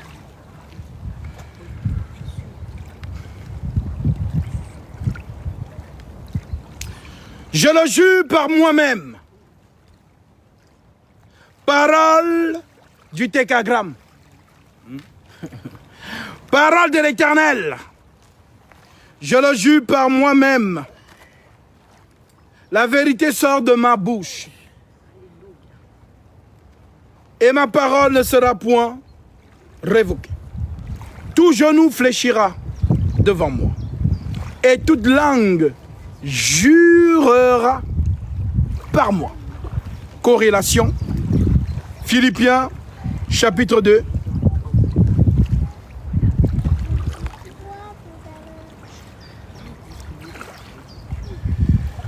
verset 5 en descendant. L'Écriture déclare: ayez en vous les sentiments qui étaient en Jésus-Christ, lequel existant en forme de Dieu. La version est trop faible. Lequel existant en forme de Dieu n'a point regardé comme une proie à arracher d'être égal à Dieu. En d'autres termes, il n'a pas regardé la grandeur de sa divinité, mais s'est dépouillé lui-même. Personne ne l'a dépouillé. S'est dépouillé lui-même en prenant une forme de serviteur. Oui, il n'est pas venu pour être adoré, pour être servi, mais pour servir. Comme il le dit à ses apôtres ce jour-là. Vous m'appelez Seigneur et Maître. Vous dites vrai, parce que je le suis. Mais moi qui suis votre Seigneur et votre Maître, je vous ai lavé les pieds. Faites de même pour vos frères. Voilà pourquoi Pierre avait refusé. En disant, toi Seigneur, tu me laveras les pieds? Alors le Seigneur lui dit, si je ne te lave pas les pieds, tu n'auras pas de part avec moi. Alors Pierre dit, ne lave pas seulement les pieds, lave aussi les mains. Et même tout le corps, lave même. Pour que je sois sûr que je vais hériter, être son église. L'humilité. Le peuple n'a pas peur de l'homme de Dieu. C'est l'homme de Dieu qui a peur du peuple. Parce que c'est un peuple qui vérifie les Écritures. Les enfants d'Israël intimidaient les prophètes. Les prophètes avaient peur du peuple d'Israël. Voilà pourquoi même Moïse a dit, ah Dieu, donne-moi d'abord ton nom. Parce que là-bas, ils vont me demander que tu t'appelles comment. Donc c'est un peuple qui connaît son Dieu. Et connaître son Dieu, c'est connaître les saintes Écritures. Voilà donc pourquoi aujourd'hui les gens sont intimidés par les faux hommes de Dieu. Parce qu'ils se disent qu'ils sont hommes de Dieu. Non, on vérifie les Écritures. Et l'homme de Dieu, justement, est celui qui est comme Jésus-Christ, qui donne sa vie pour ses brebis. Voilà pourquoi il a dit à Simon-Pierre, si tu m'aimes, garde paie mes brebis, paie mes agneaux. Parce que les agneaux du Seigneur sont pénibles. Ces agneaux sont fatigants. Allez demander à Moïse. Il a dit à Dieu, Dieu, C'est pas moi qui ai créé le peuple-ci. Et tu me dis de le porter comme un nourricier porte un enfant. Tue-moi, c'est mieux. Si j'ai trouvé grâce à tes yeux. Car la charge de tout ce peuple-ci, je n'en peux plus. Et Dieu lui dit, calme-toi, Moïse. Va prendre 70 anciens. Je prendrai de l'esprit que j'ai mis sur toi. Et je le mettrai sur eux pour qu'ils t'aident à conduire le peuple. Voilà pourquoi un ancien travaille sous l'autorité de celui qui a le don du ministère. Voilà pourquoi Paul peut arriver à Milet, acte 20, et convoque tous les anciens. Et leur expose que les choses que je vous ai enseignées, faites là la même chose. Il faut paître comme il se doit l'église du Seigneur. Alors, Jésus donc, sachant que ces brebis sont parfois difficiles, parce qu'il faut avoir le temps pour des brebis. Allô? Oui, Gatsby, vraiment. Même si c'est 2 heures, écoute seulement. Et tu la réconfortes. C'est ça en fait. Si tu n'as pas l'amour et la patience pour ces brebis, quand il a posé la question 3 fois à Pierre, Pierre pensait que, lui dit que, mais Seigneur, comment tu doutes? Je t'aime. J'ai dit que si tu m'aimes, paie mes brebis. Parce que ce sont des brebis pénibles. Il faut avoir du temps pour elles. C'est un peu comme les enfants. Vous voyez, les enfants jouent partout. La maman se lève, elle pas encore. Elle dit, assieds-toi, tu ne bouges pas. L'enfant quoi encore? Elle est toujours là. Il faut avoir l'amour. Si on n'a pas l'amour pour les brebis, tu t'en fous. C'est-à-dire, les gens, on vous regardera comme des chiffres d'affaires. Les faux hommes de Dieu construisent les méga de plus en plus gigantesques pour la dîme. Est-ce que tu as payé ta dîme? Il s'en fout de ton avancement spirituel. Il n'a pas le temps. D'autres même disent que vous passez 10 minutes avec lui au téléphone. 200 €. Non, seulement, oui. Prophète, cling, ça fait 200 €. Franchement, les peuples du Seigneur souffrent. Alors, le Seigneur nous a laissés dans le service. Et si c'est le Seigneur qui t'a envoyé, il a dit, l'ouvrier mérite sa nourriture, ne t'inquiète pas. Si le peuple ne te donne pas, il ne recevra pas aussi les bénédictions quotidiennes qu'ils ont besoin dans leur vie. Le Seigneur va dépêcher un corbeau qui va venir te donner à manger. L'homme de Dieu ne s'inquiète pas que, oh mais Seigneur, regarde, je prends mon temps, je prêche, mais personne ne me donne même les offrandes.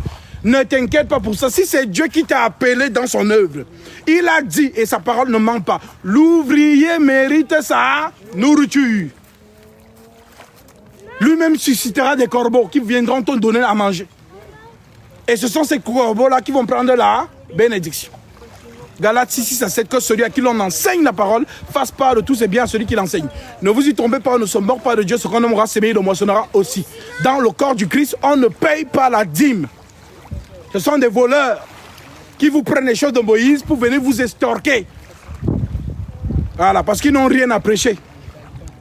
Voilà. Donc, l'homme de Dieu est au service et il prend soin du peuple. Il prie pour lui. Lorsque voilà, il ne se fait pas que non, pour l'avoir au téléphone, il faut traverser d'abord 10 secrétaires. 10 secrétaires. Non, il est toujours, quand il passe, c'est l'homme de Dieu, mettez-vous à genoux. L'homme de Dieu. Non. Ce sont des païens. Avec la Bible. Donc, comme on dit, vous voyez le gouvernement, ce sont des voleurs en costume. C'est pareil pour ces faux hommes de Dieu là. Des loups. On dit, ils viennent avoir un vêtement de brebis. Mais ce sont des loups cruels, des loups ravisseurs. Donc, le Christ, l'exemple qu'il a donné, c'est le service. L'apôtre Paul se plaignait que vous ne me donnez pas. Vraiment, je ne dis pas ça parce que je veux que vous me donnez.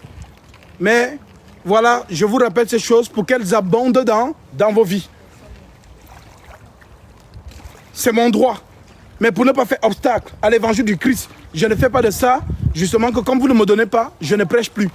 Parce que Paul dit, si j'enseigne, ce n'est pas pour moi un sujet de gloire. C'est une charge qui m'est confiée. Et malheur à moi si je ne prêche pas ce n'est pas vous qui m'avez embauché. C'est le Seigneur qui m'a embauché. Et comme Paul a dit, qui jamais fait le service militaire à ses propres frais. C'est celui qui m'a embauché, qui me donne les ustensiles du travail. Alléluia. Alors, oui, il faut être au service de ce peuple, l'écouter, prier. C'est pénible, c'est vrai, puisque lorsque l'homme de Dieu reçoit des demandes, des appels de partout, c'est pénible. Mais c'est une charge que le Seigneur nous a donnée. Alors, le Fils de l'homme est venu pour être servi. Le Fils de l'homme n'est pas venu pour être servi, mais pour servir.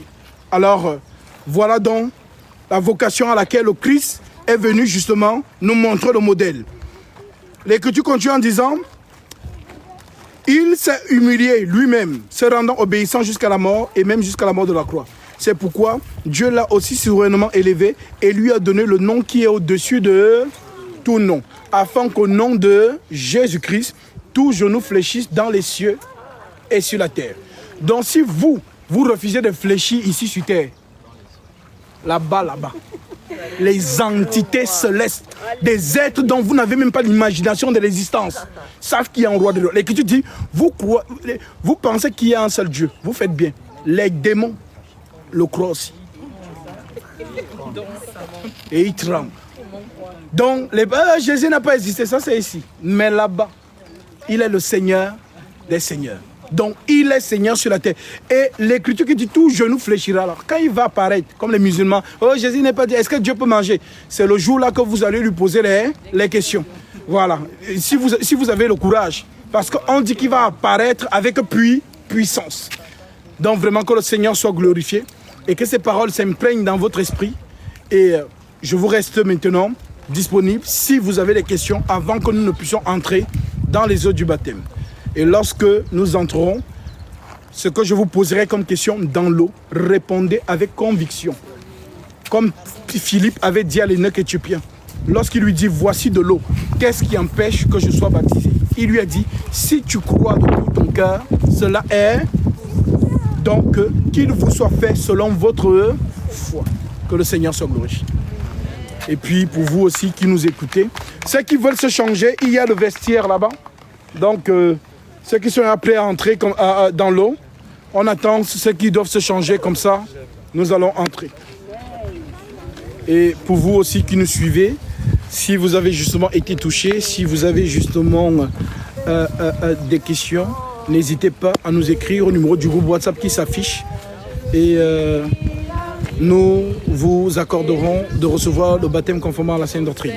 Donc n'hésitez vraiment pas. Voilà. Si vous avez été touché, envoyez-nous un message. Et samedi prochain, je ne serai pas là, je pars à Lomé pour baptiser là-bas. Et je profite aussi pour vous dire, pour ceux qui sont du côté du Togo, à Lomé, le samedi 5. Voilà, samedi 5, je serai à Lomé. Le dimanche 6 sera le jour du baptême. Et ensuite, j'irai directement, je pense le 11, à Abidjan. Voilà, donc à Abidjan. Je reviendrai sur Paris le 7. Et le 11, je repars à Abidjan pour aller baptiser nos frères et sœurs qui sont de ce côté-là. Donc si vous avez été touché par la parole du côté d'Abidjan là-bas, donc prenez maintenant le numéro et écrivez. Nous allons vous orienter vers justement les frères qui s'occupent de la manutention pour justement donner le lieu du rendez-vous pour tous ceux qui vont prendre le baptême du côté d'Abidjan et également du côté de Lomé. Que le Seigneur soit glorifié. Car je suis la vie. Et le Seigneur donne-nous dans son amour. C'est mon corps. C'est mon corps. C'est mon sang. Car je suis la vie.